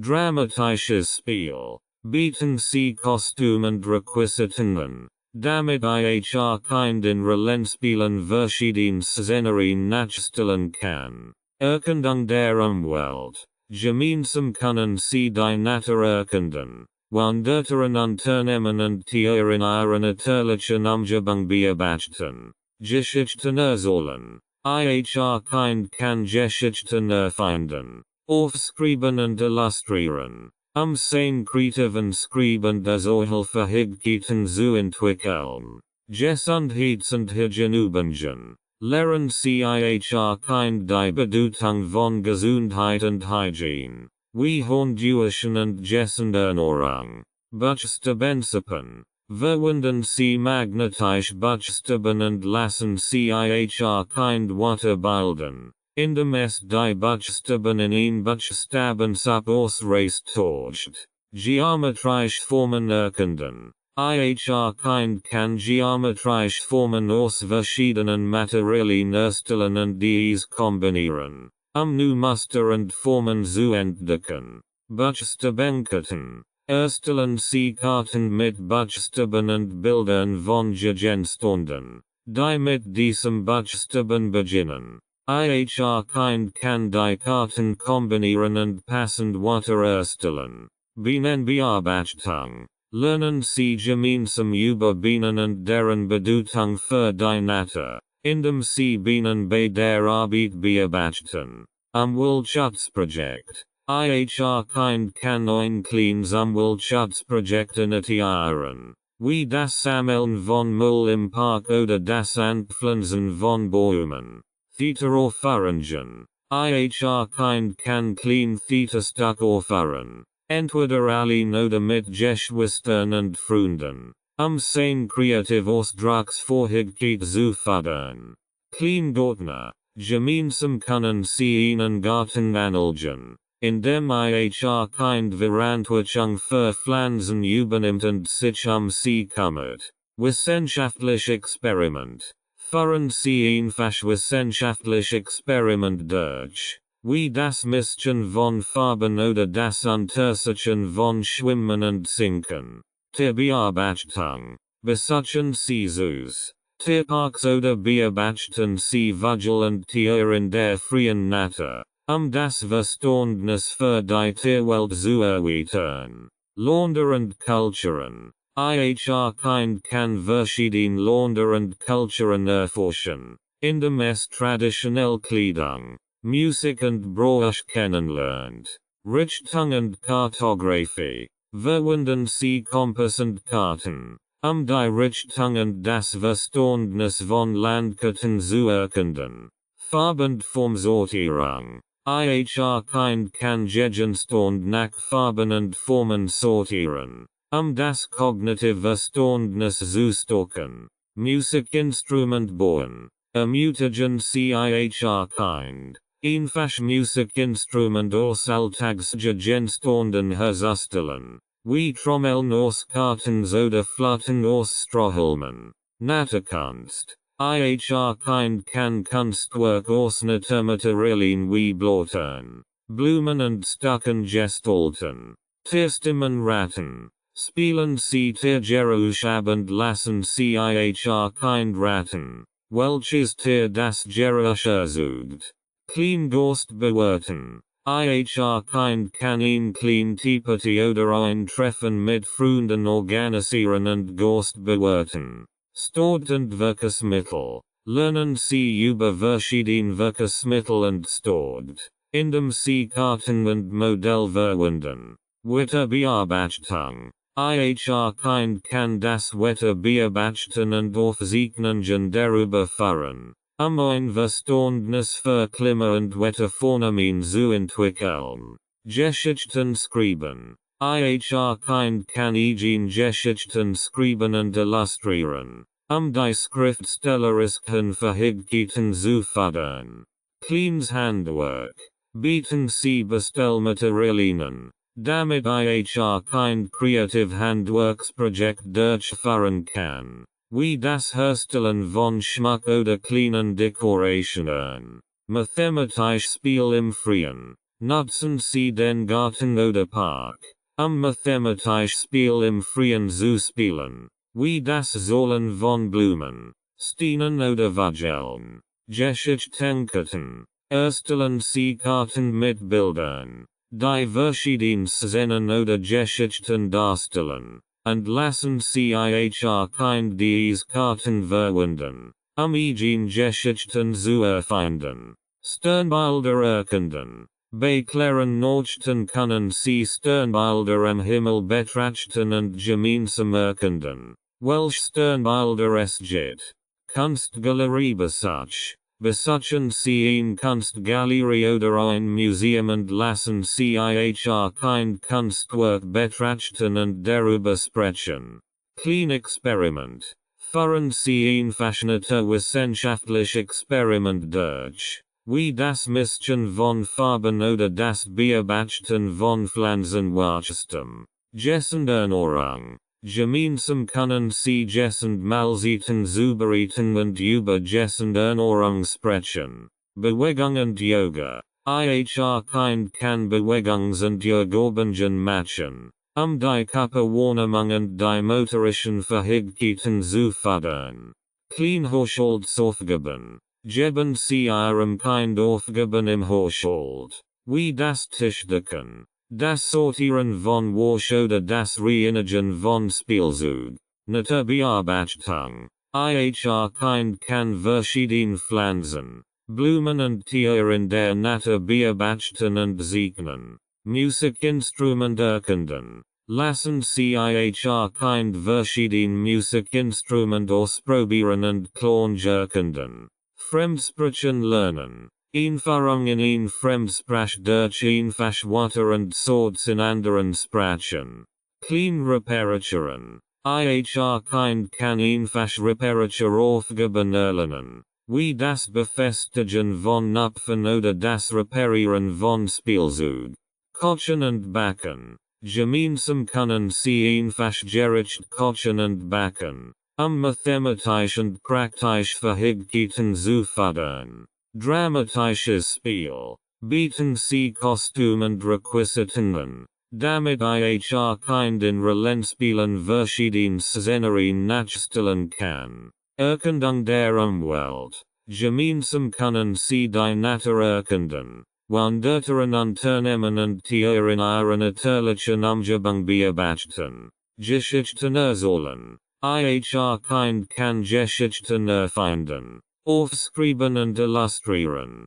Sein kreativen Schreiben solche Fähigkeiten zu entwickeln. Gesundheitlichen Übungen. Lehren Sie ihr Kind die Bedeutung von Gesundheit und Hygiene. Wie Duschen und Ernährung. Mathematisch Materialien. Bieten Sie mathematisch Materialien wie solche Stäbchen, Palenketen oder geometrische Formen. Mathematisch Konzept zu erforschen.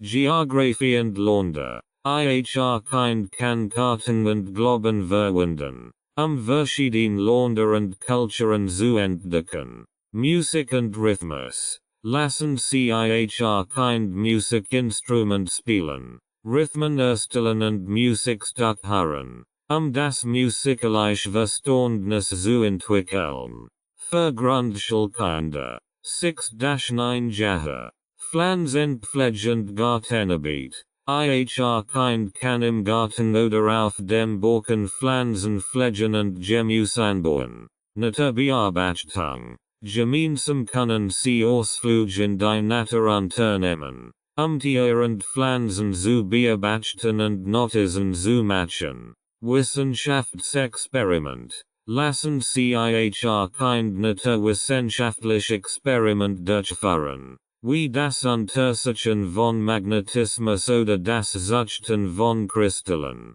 Buchprojekt. Ihr Kind kann Bücher schreiben und illustrieren, sein Schreiben kreativen Fähigkeiten zu entwickeln.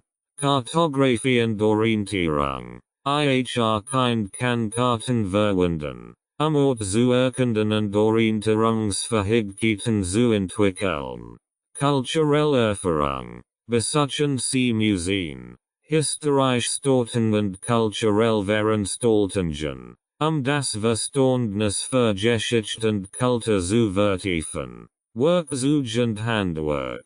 Lernen Sie gemeinsam die Verwendung von Werkzeugen und lassen Sie ihr Kind einfach Handwerksprojekt durchführen. Experiment mit Elektrizität. Ihr Kind kann einfach elektrische Schaltungen erstellen und verstehen, wie Elektrizität funktioniert. Mathematisch Rätsel und Spiel. Bieten Sie Ihrem Kind mathematisch Rätsel und Spielen, mathematisch Fähigkeiten zu vertiefen. Kochkurs. Gemeinsam können Sie Kochkurs besuchen oder Mahlzeiten aus verschiedenen Ländern zubereiten, die kulinarische Vielfalt zu entdecken. Musik und Instrument. Ihr Kind kann ein Musikinstrument erlernen und musikalische Fähigkeiten entwickeln. Fremdsprachen lernen. Erfahrung in Fremdsprachen durch einfach Konversation und Grundlagen in anderen Sprachen. Handarbeiten und Noten. Ihr Kind kann Grundlagen des Nochens erlernen und kleine Projekte herstellen. Mikroskopische Beobachtungen. Lassen Sie ihr Kind mit einem Mikroskop winzige Organismen und Strukturen untersuchen. Recyclingprojekt. Ihr Kind kann Recyclingprojekte initiieren und verstehen, wie wichtig Recycling für die Umwelt ist. Fahrradreparatur. Lernen Sie gemeinsam die Grundlagen der Fahrradreparatur, Verständnis für Mechanik zu entwickeln. Kunstgeschichte und Malen. Ihr Kind kann verschiedene Kunststile und Künstler kennenlernen und ein Kunstwerk im Stil berühmter Künstler erstellen. Vogelbeobachtung. Gemeinsam können Sie Vogel beobachten und Vogelarten identifizieren. Astronomie. Ihr Kind kann Teleskop verwenden, den Himmel zu erkunden und die Sterne zu beobachten. Projekt zur Umweltsensibilisierung. Ich kind kann sich an Umweltschutzprojekten beteiligen, wie dem Pflanzen von Bäumen oder dem Reinigen von Flüssen. Geographische Kundungen. Ich kind kann ein eigenes geographisches Projekt starten. Länder und Kontinent auf einer Weltkarte markieren und Wissenswertes über verschiedene Regionen recherchieren. Sprachentwicklung. Bieten Sie Ihrem Kind Bücher auf verschiedenen Lesestufen, sein Leseverhältnissen zu fördern, und ermutigen Sie es zum Schreiben eigener Geschichten. Wissenschaftliche Feldforschung. Ich kind kann Naturbeobachtungen und Feldforschungen durchführen, Pflanzen, Tiere und ökologische Prozesse zu studieren. Handwerklich Projekt. Lassen Sie Ich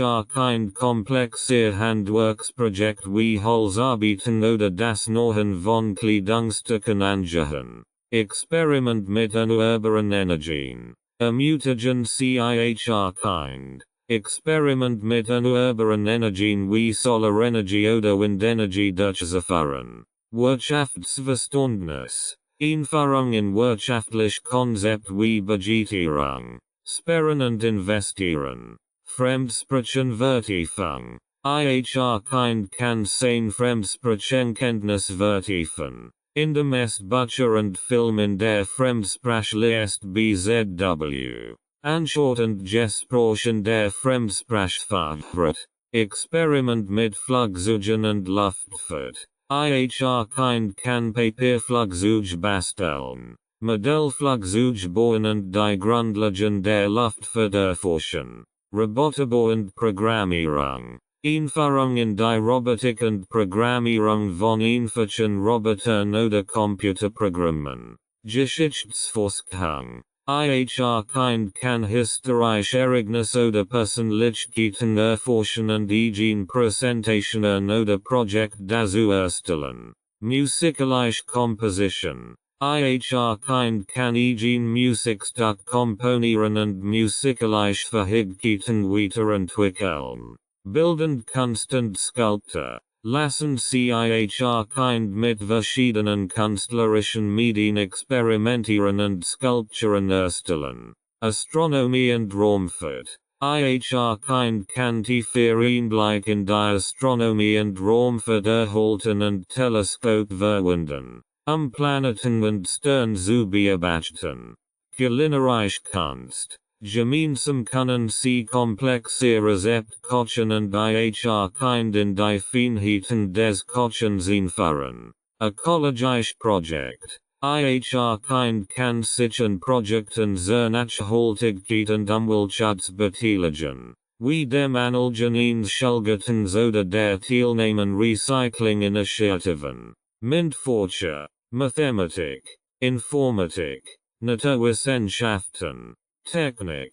Ich kind kann tiefer in die MINT-Forscher eintauchen und anspruchsvoller Experiment und Projekt in diesen Bereichen durchführen. Gesundheits- und Ernährungsprojekt. Ich kind kann Gesundheits- und Ernährungsprojekt starten, wie das Anlegen eines Gemüsegartens oder die Organisation von Sportveranstaltungen. Buchbesprechungen und Literaturkritik. Ich kind kann Bücher lesen und Buchbesprechungen oder Literaturkritiken verfassen. Verantwortung für Haustier. Wenn Sie Haustier haben, kann Ich kind sich dies kümmern und lernen. Verantwortung zu übernehmen. Soziales Engagement. Ich kind kann sich an sozialen Projekten oder gemeinnützigen Organisationen beteiligen, das Verantwortungsbewusstsein zu fördern und anderen zu helfen. Einführung in Philosophie. Ich kind kann grundlegend philosophische Konzepte wie Ethik, Logik und Moral kennenlernen. Medienkompetenz. Lernen Sie Ich kind den verantwortungsvollen Umgang mit digitalen Medien und Internetquellen. Naturkunde und Ökologie. Gemeinsam können sie natürlich besuchen und die Vielfalt von Pflanzen und Tieren in der Umgebung erforschen. Erkundung von Architektur und Design. Ich kind kann Grundlagen der Architektur und Innenraum Gestaltung lernen und eigen Modell und Zeichnungen erstellen. Hallenforschung. Bei Interesse können sie Hallen erkunden und mehr über Geologie und die Unterwelt erfahren. Mikroskopisch Beobachtungen in der Natur. Lassen sie kind Mikroskop verwenden. Kleinstlaburen und natürliche Strukturen zu untersuchen. Constant Musikgeschichte. Kind kann Constant Musikgeschichte kennenlernen und berühmte Künstler und Komponisten erforschen. Schreibwerkstatt. Kind kann eigen Gedicht, Geschichten oder Essays schreiben und verfeinern. Keramik und Töpfern. Bieten sie ihrem Kind die Möglichkeit, mit Ton zu arbeiten und Keramikstück zu gestalten. Sprachwissenschaft. Kind kann sich mit linguistischen Konzepten und verschiedenen Sprachen beschäftigen. Forschungsprojekt. Kind kann eigenständige Forschungsprojekt zu einem selbst geordneten Thema durchführen. Computerprogrammierung und Codierung. Einführung in die Welt der Computerprogrammierung und das Erstellen von eigenen Codes. Theater und Schauspiel. Kind kann sich im Schauspiel üben und klein Theaterstück aufführen. Astronomieprojekt. Kind kann Projekt zur Astronomie durchführen, wie das Beobachten von Sternen oder die Erforschung des Sonnensystems. Geologie und Gesteinsstudien. Lassen sie kind Gestein sammeln und untersuchen, die Grundlagen der Geologie zu erlernen. Wettbewerb und Herausforderungen. Kind kann schulichen oder außerschulichen Wettbewerben teilnehmen, die seinen Interessen entsprechen. Bau von Flugmodellen. Kind kann Flugzeugmodell oder Drohnen bauen und fliegen lassen. Reparatur von Elektronik. Gemeinsam können sie alte Elektronik gerät zerlegen und reparieren, die Funktionsweise zu verstehen. Papierherstellung und Recyclingprojekt. Kind kann eigens Recyclingpapier herstellen und kreative Projekt damit gestalten. Soziales Engagement. Kind kann sich in sozialen Projekten oder Wohltätigkeitsorganisationen engagieren, anderen zu helfen und Sozialverantwortung zu übernehmen. Diese Aktivitäten bieten Grundschulkindern die Möglichkeit, ihre Interessen in verschiedenen Fachgebieten zu vertiefen und vielfältige Fähigkeiten zu entwickeln. Wollen sie gemeinsam Projekt aus, die das Interesse ihres Kindes wecken, und ermutigen sie es, sein Wissen und seine Fähigkeiten weiter auszubauen. Verjugendlich. 9-12 Jahre. Selbstständiges Forschen. Jugendlich können eigenständige Forschungsprojekte zu Themen ihrer Wahl durchführen und Präsentationen darüber vorbereiten. Robotik und Programmierung. Vertieft Kenntnis in Robotik und Programmierung. Einschließlich des Baus und der Programmierung von komplexeren Robotern. Einführung in Philosophie und Ethik. Jugendlich können philosophisch Diskussionen über moralische Fragen führen und ethische Prinzipien erforschen. Umweltschutzprojekt. Beteiligungen Umweltschutzprojekten wie der Pflege von Naturschutzgebieten oder der Durchführung von Müllsammelaktionen. Unternehmertum. Jugendlich können Geschäftsideen entwickeln, Businessplan erstellen und Kleinunternehmen gründen. Astronomie und Astrophysik. Vertiefte Erforschung von Astronomie und Astrophysik. Einschließlich der Beobachtung des Himmels und der Erkundung von schwarzen Löchern.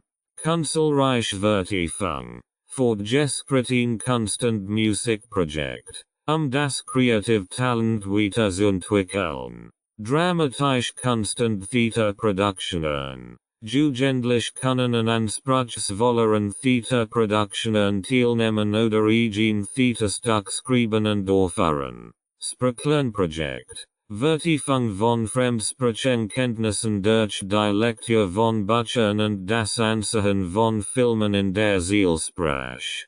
Gesundheits- und Ernährungsprojekt. Jugendlich können Gesund- und Ernährungsgewohnheiten erforschen. Kochkurs besuchen und Gesundheitsinitiativen starten. Kreatives Schreiben und Literaturstudium. Vertieft Auseinandersetzung mit literarischen Werken und das Schreiben von Romanen, Gedichten oder Essays. Historische Forschung. Vertiefung der historischen Forschung durch das Studium von Epochen, Ereignissen oder Persönlichkeiten der Geschichte. Mathematische Herausforderungen. Jugendlich können sich anspruchsvolleren mathematischen Herausforderungen stellen. Wie dem lassen komplexe mathematische Rätsel und Problem. Musikalische Komposition und Performance. Komponieren eigene Musikstück und Durchführung von anspruchsvollen musikalischen Aufführungen. Elektronik und Technik. Vertiefte Erforschung von Elektronik und technischen Projekten. Wie dem Bau von elektronischen Schaltkreisen. Kulinarische Kunst und Gourmet-Kochen. Vertiefte Erforschung der kulinarischen Welt und die Zubereitung anspruchsvoller Gerichte. Ingenieurwissenschaften. Jugendlich können sich in ingenieurwissenschaftlichen Projekten engagieren. Wie dem Bau von Modellbrücken oder Gebäuden. Linguistische Studien. Fortgeschrittene Linguistik und das Erforschen von Sprachstrukturen. Agrarwissenschaften und Gartenbau. Erforschung von Agrarwissenschaften, Landwirtschaft und Gartenbau. Wissenschaftsjournalismus. Jugendlich können wissenschaftliche Artikel schreiben und in Schulzeitungen oder Online-Plattformen veröffentlichen. Geopolitik und international Beziehungen. Jugendlich können sich mit globalen politischen Themen und internationalen Konflikten auseinandersetzen. Philanthropie und Wohltätigkeitsarbeit. Beteiligung an gemeinnützigen Projekten und die Unterstützung von wohltätigen Organisationen. Binnentechnik und Regie. Vertiefte Erforschung von Binnentechnik.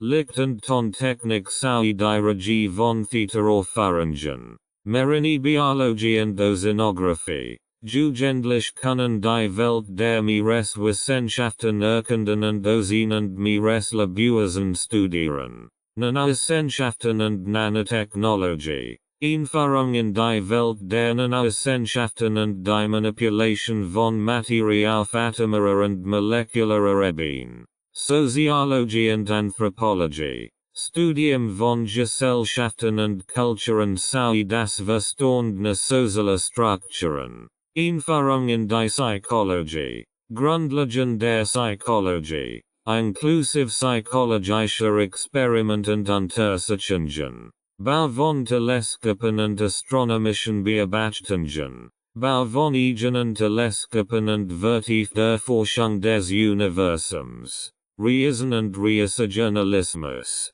Jugendlich können Reisebericht und Reiseblogs verfassen und Reisen planen. Wissenschaftsolympiaden. Teilnehmen Wissenschaftsolympiaden oder Wettbewerben in verschiedenen wissenschaftlichen Disziplinen. Datenwissenschaft und Statistik. Einführung in Datenanalyse. Statistik und die Verwendung von Datenvisualisierungen. Molekularbiologie und Genetik. Vertiefte Erforschung von Molekularbiologie und Genetik.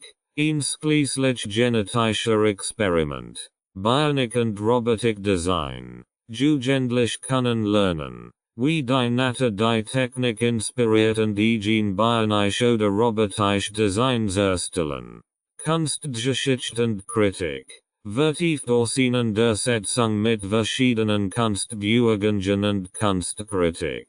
Tiefseetauchen und Meeresforschung. Erforschung der Tiefsee und das Verständnis der Ökosystemen großen Meerestiefen. Projektmanagement und Unternehmensführung. Jugendlich können Projekt planen und leiten. Einschließlich Budgetierung und Ressourcenmanagement. Geisteswissenschaften und Klassik. Studium der antiken Kulturen. Klassik und Philosophie. Literarische Übersetzungen. Jugendlich können literarische Werke an der Sprachen übersetzen und so ihre Sprachfähigkeiten vertiefen. Nachhaltige Architektur und Stadtplanung. Vertiefte Erforschung von nachhaltigen Bauprojekten und stadtbaulichen Konzepten. Flugzeugfliegen und Luftfahrttechnik. Einführung in das Fliegen und das Verständnis von Flugzeugtechnik. Energieeffizienz und erneuerbare Energien. Jugendlich können sich mit Energieeffizienz und erneuerbaren Energiequellen wie Solarenergie und Windkraft beschäftigen. Mikrobiologie und Virologie. Vertiefte Erforschung von Mikroorganismen und Viren. Einschließlich mikrobiologischer Experiment. Archäologie und Ausgrabungen. Jugendlich können an archäologischen Ausgrabungen teilnehmen oder eigen Simulationen durchführen. Weltraumtourismus und Weltraumforschung. Erforschung der Möglichkeiten des Weltraumtourismus und der zukünftigen Raumforschung. Verhaltensökonomie. Einführung in die Psychologie des wirtschaftlichen Handelns und des Konsumverhaltens. Marathonlaufen und Langstreckenrennen. Jugendlich können sich auf das Laufen von Marathons und Langstreckenrennen vorbereiten. Philatelie und Münzsammlung. Sammeln von Briefmarken und Münzen aus verschiedenen Ländern und Epochen. Geodäsie und Kartographie. Erforschung von Landvermessung und Kartenerstellung. Theoretische Physik. Vertiefte Erforschung von theoretischer Physik und abstrakten Konzepten der modernen Physik. Aktienhandel und Finanzmarkt. Einführung in den Aktienhandel und das Verständnis von Finanzmärkten.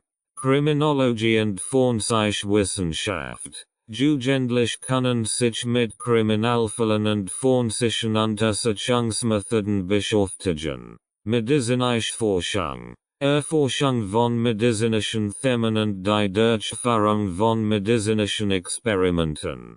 Tierverhalten und Ethologie. Jugendlich können das Verhalten von Tieren studieren und ethologische Experiment durchführen. Tontechnik und Musikproduktion. Vertiefte Erforschung von Tontechnik und das Produzieren eigener Musikstück. Psychologische Forschung. Jugendlich können psychologische Studien durchführen und Experiment zur Erforschung des menschlichen Verhaltens planen. Sportwissenschaft und Athletik. Erforschung von sportlichen Leistungen und Athletiktraining. Schöne Kunst und Bildhauerei. Fortgeschritten Künstlerisches Projekt. Einschließlich Skulptur und Plastiken. Astronomische Beobachtungen und Teleskopbau. Jugendlich können fortgeschritten Teleskop bauen und damit Himmelskörper erforschen. Robotik-Wettbewerb. Teilnehmen Robotik-Wettbewerben und Herausforderungen. Global Leadership und Diplomatie. Jugendlich können sich mit globalen politischen Themen und diplomatischen Beziehungen auseinandersetzen. Diese Aktivitäten bieten Jugendlichen die Möglichkeit, ihre Interessen und Fähigkeiten auf einem fortgeschrittenen Niveau in verschiedenen Fachgebieten zu vertiefen und herausfordernd Projekte zu verfolgen. Ermutigen sie ihr Kind, diejenigen Aktivitäten auszuwählen, die am meisten seinen Leidenschaften entsprechen, und unterstützen sie es bei der Weiterentwicklung seiner Fähigkeiten und seines Wissens. Verjüngerwachsehen. 13-18 Jahre. Forschungsexpeditionen. Die teilnehmen Forschungsexpeditionen in Bereichen wie Umweltwissenschaft, Geologie oder Meeresbiologie. Wissenschaftliches Publizieren. Das Schreiben und Veröffentlichen wissenschaftlicher Artikel oder Forschungsarbeiten. Wissenschaftlich Konferenzen besuchen. Die Teilnehmen wissenschaftlichen Konferenzen und die Präsentation eigener Forschungsergebnis. Globaler Freiwilligendienst. Engagement in internationale und freiwilligen Projekten und gemeinnützigen Organisationen. Erwachsenenbildung. Die Teilnehmen Hachelkassen oder Online-Universitätskassen in Fachbereichen nach Wahl. Kunstgalerien und Ausstellungen kuratieren. Das Organisieren eigener Kunstausstellungen oder das Kuratieren von Galerien. Schreiben eines Buches oder Romans. Das Schreiben eines eigenen Buches oder Romans und die Veröffentlichung. Erfinder und Entrepreneurship.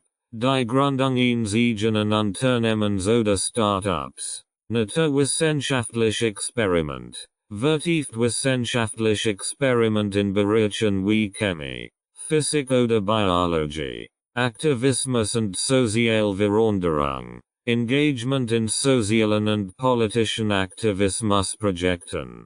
Sprachlich Vertiefung. Vertieft Studien in einer oder mehreren Fremdsprachen und übersetzen literarischer Werk. Astronomie und Astrophysik Forschung. Die Teilnehmen professionellen Astronomieprojekten und Forschung im Bereich der Astrophysik.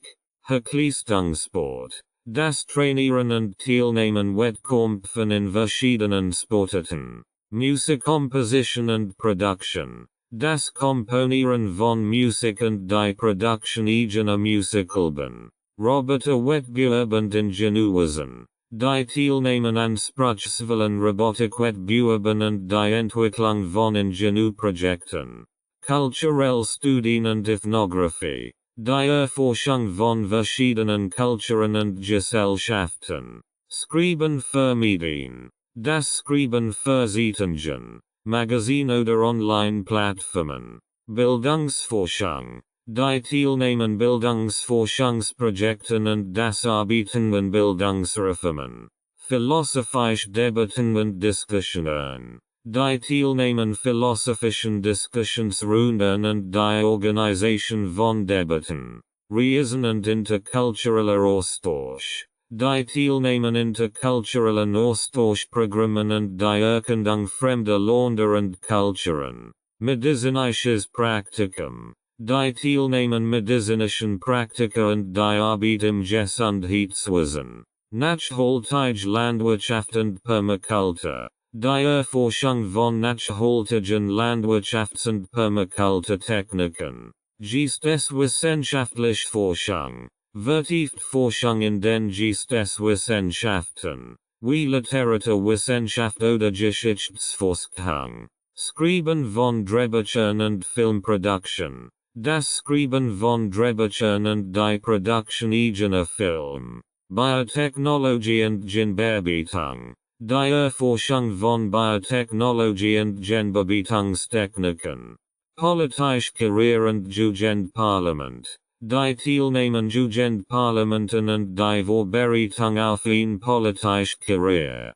Pädagogische Innovation. Die Entwicklung neuer pädagogischer Ansätze und Bildungsprogramm. Cybersecurity und Ethical Hacking. Die Erforschung von Cybersicherheit und ethischem Hacking. Informatik und Künstliche Intelligenz. Die Vertiefung in Informatik und Künstliche Intelligenz.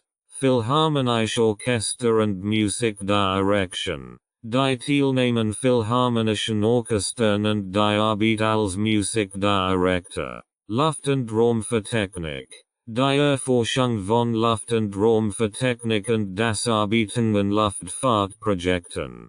Quantenphysik und Forschung. Die Vertiefung in Quantenphysik und theoretischer Forschung. Design und Medizin. Die Arbeit als Medizinerin und das Entwerfen eigener Medikalektionen. Ehrenamtliche Arbeit im Ausland. Die Teilnehmen internationaler und freiwilligen Projekten und Hilfsmissionen.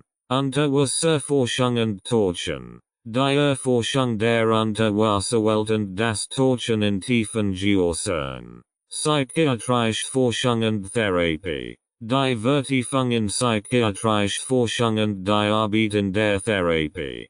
Quantencomputing und Supercomputing. Die Erforschung von Quantencomputing und Supercomputing Technologien. Raketentechnik und Raumfahrtforschung. Die Erforschung von Raketentechnik und Raumfahrtforschung. Wirtschaftsforschung und Makroökonomie. Die Vertiefung in Wirtschaftsforschung und makroökonomischen Studien. Nanomedizin und Gesundheitswissenschaften. Die Erforschung von Nanomedizin und Gesundheitswissenschaften. Raumgestaltung und Innenarchitektur. Die Gestaltung von Innenräumen und die Arbeit als Innenarchitektin. Sprachwissenschaft und Linguistik. Vertieft Studien in Sprachwissenschaft und linguistische Forschung.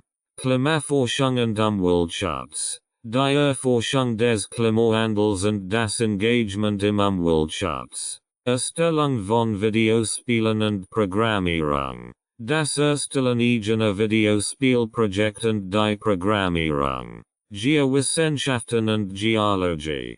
Die Erforschung von Geowissenschaften und geologischen Untersuchungen. Bunnenkunst und Theaterregie. Die Teilnahmen Theatererfahrungen und die Arbeit als Regisseurin. International Beziehungen und Diplomatie. Vertiefte Erforschung von internationalen Beziehungen und diplomatischen Verhandlungen. Videoproduction und Dokumentarfilm. Die Produktion von Dokumentarfilmen und Videoinhalten. Agrarwissenschaft und Landwirtschaft. Die Erforschung von Agrarwissenschaft und nachhaltiger Landwirtschaft. Bildungsförderung und Reform. Das Arbeiten an Bildungsförderungsprojekten und Reformen. Sportmedizin und Sporttherapie. Die Erforschung von Sportmedizin und die Arbeit in der Sporttherapie. Entwicklungshilfe und Humanitarhilfe. Die Teilnahmen humanitaren Hilfsprojekten und Entwicklungshilfe.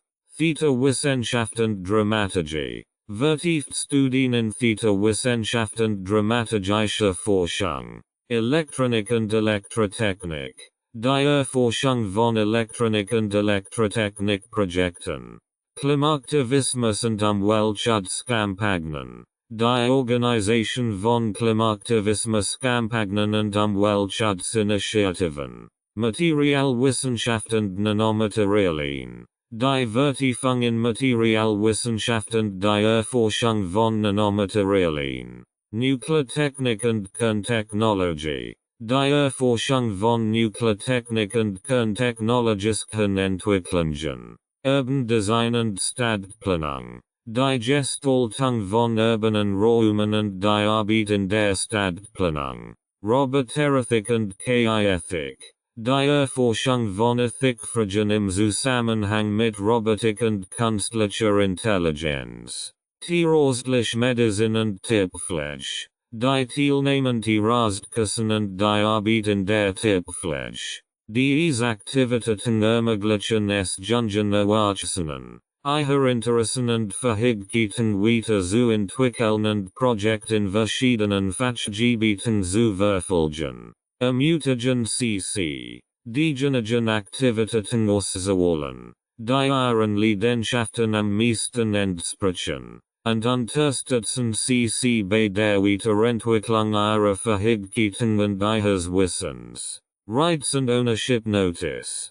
This audiobook is published and distributed by Testberichtdienste LLC. All copyrights, publishing rights, distribution rights, audio rights, and related intellectual property rights for this work have been lawfully and exclusively acquired by Testberichtdienste LLC. Testberichtdienste LLC is the sole and unrestricted rights holder of this audiobook, including the right to reproduce, distribute, publish, monetize, and publicly perform the content on digital platforms such as YouTube. The original manuscript files, source documents, and contractual acquisition records serve as proof of lawful ownership.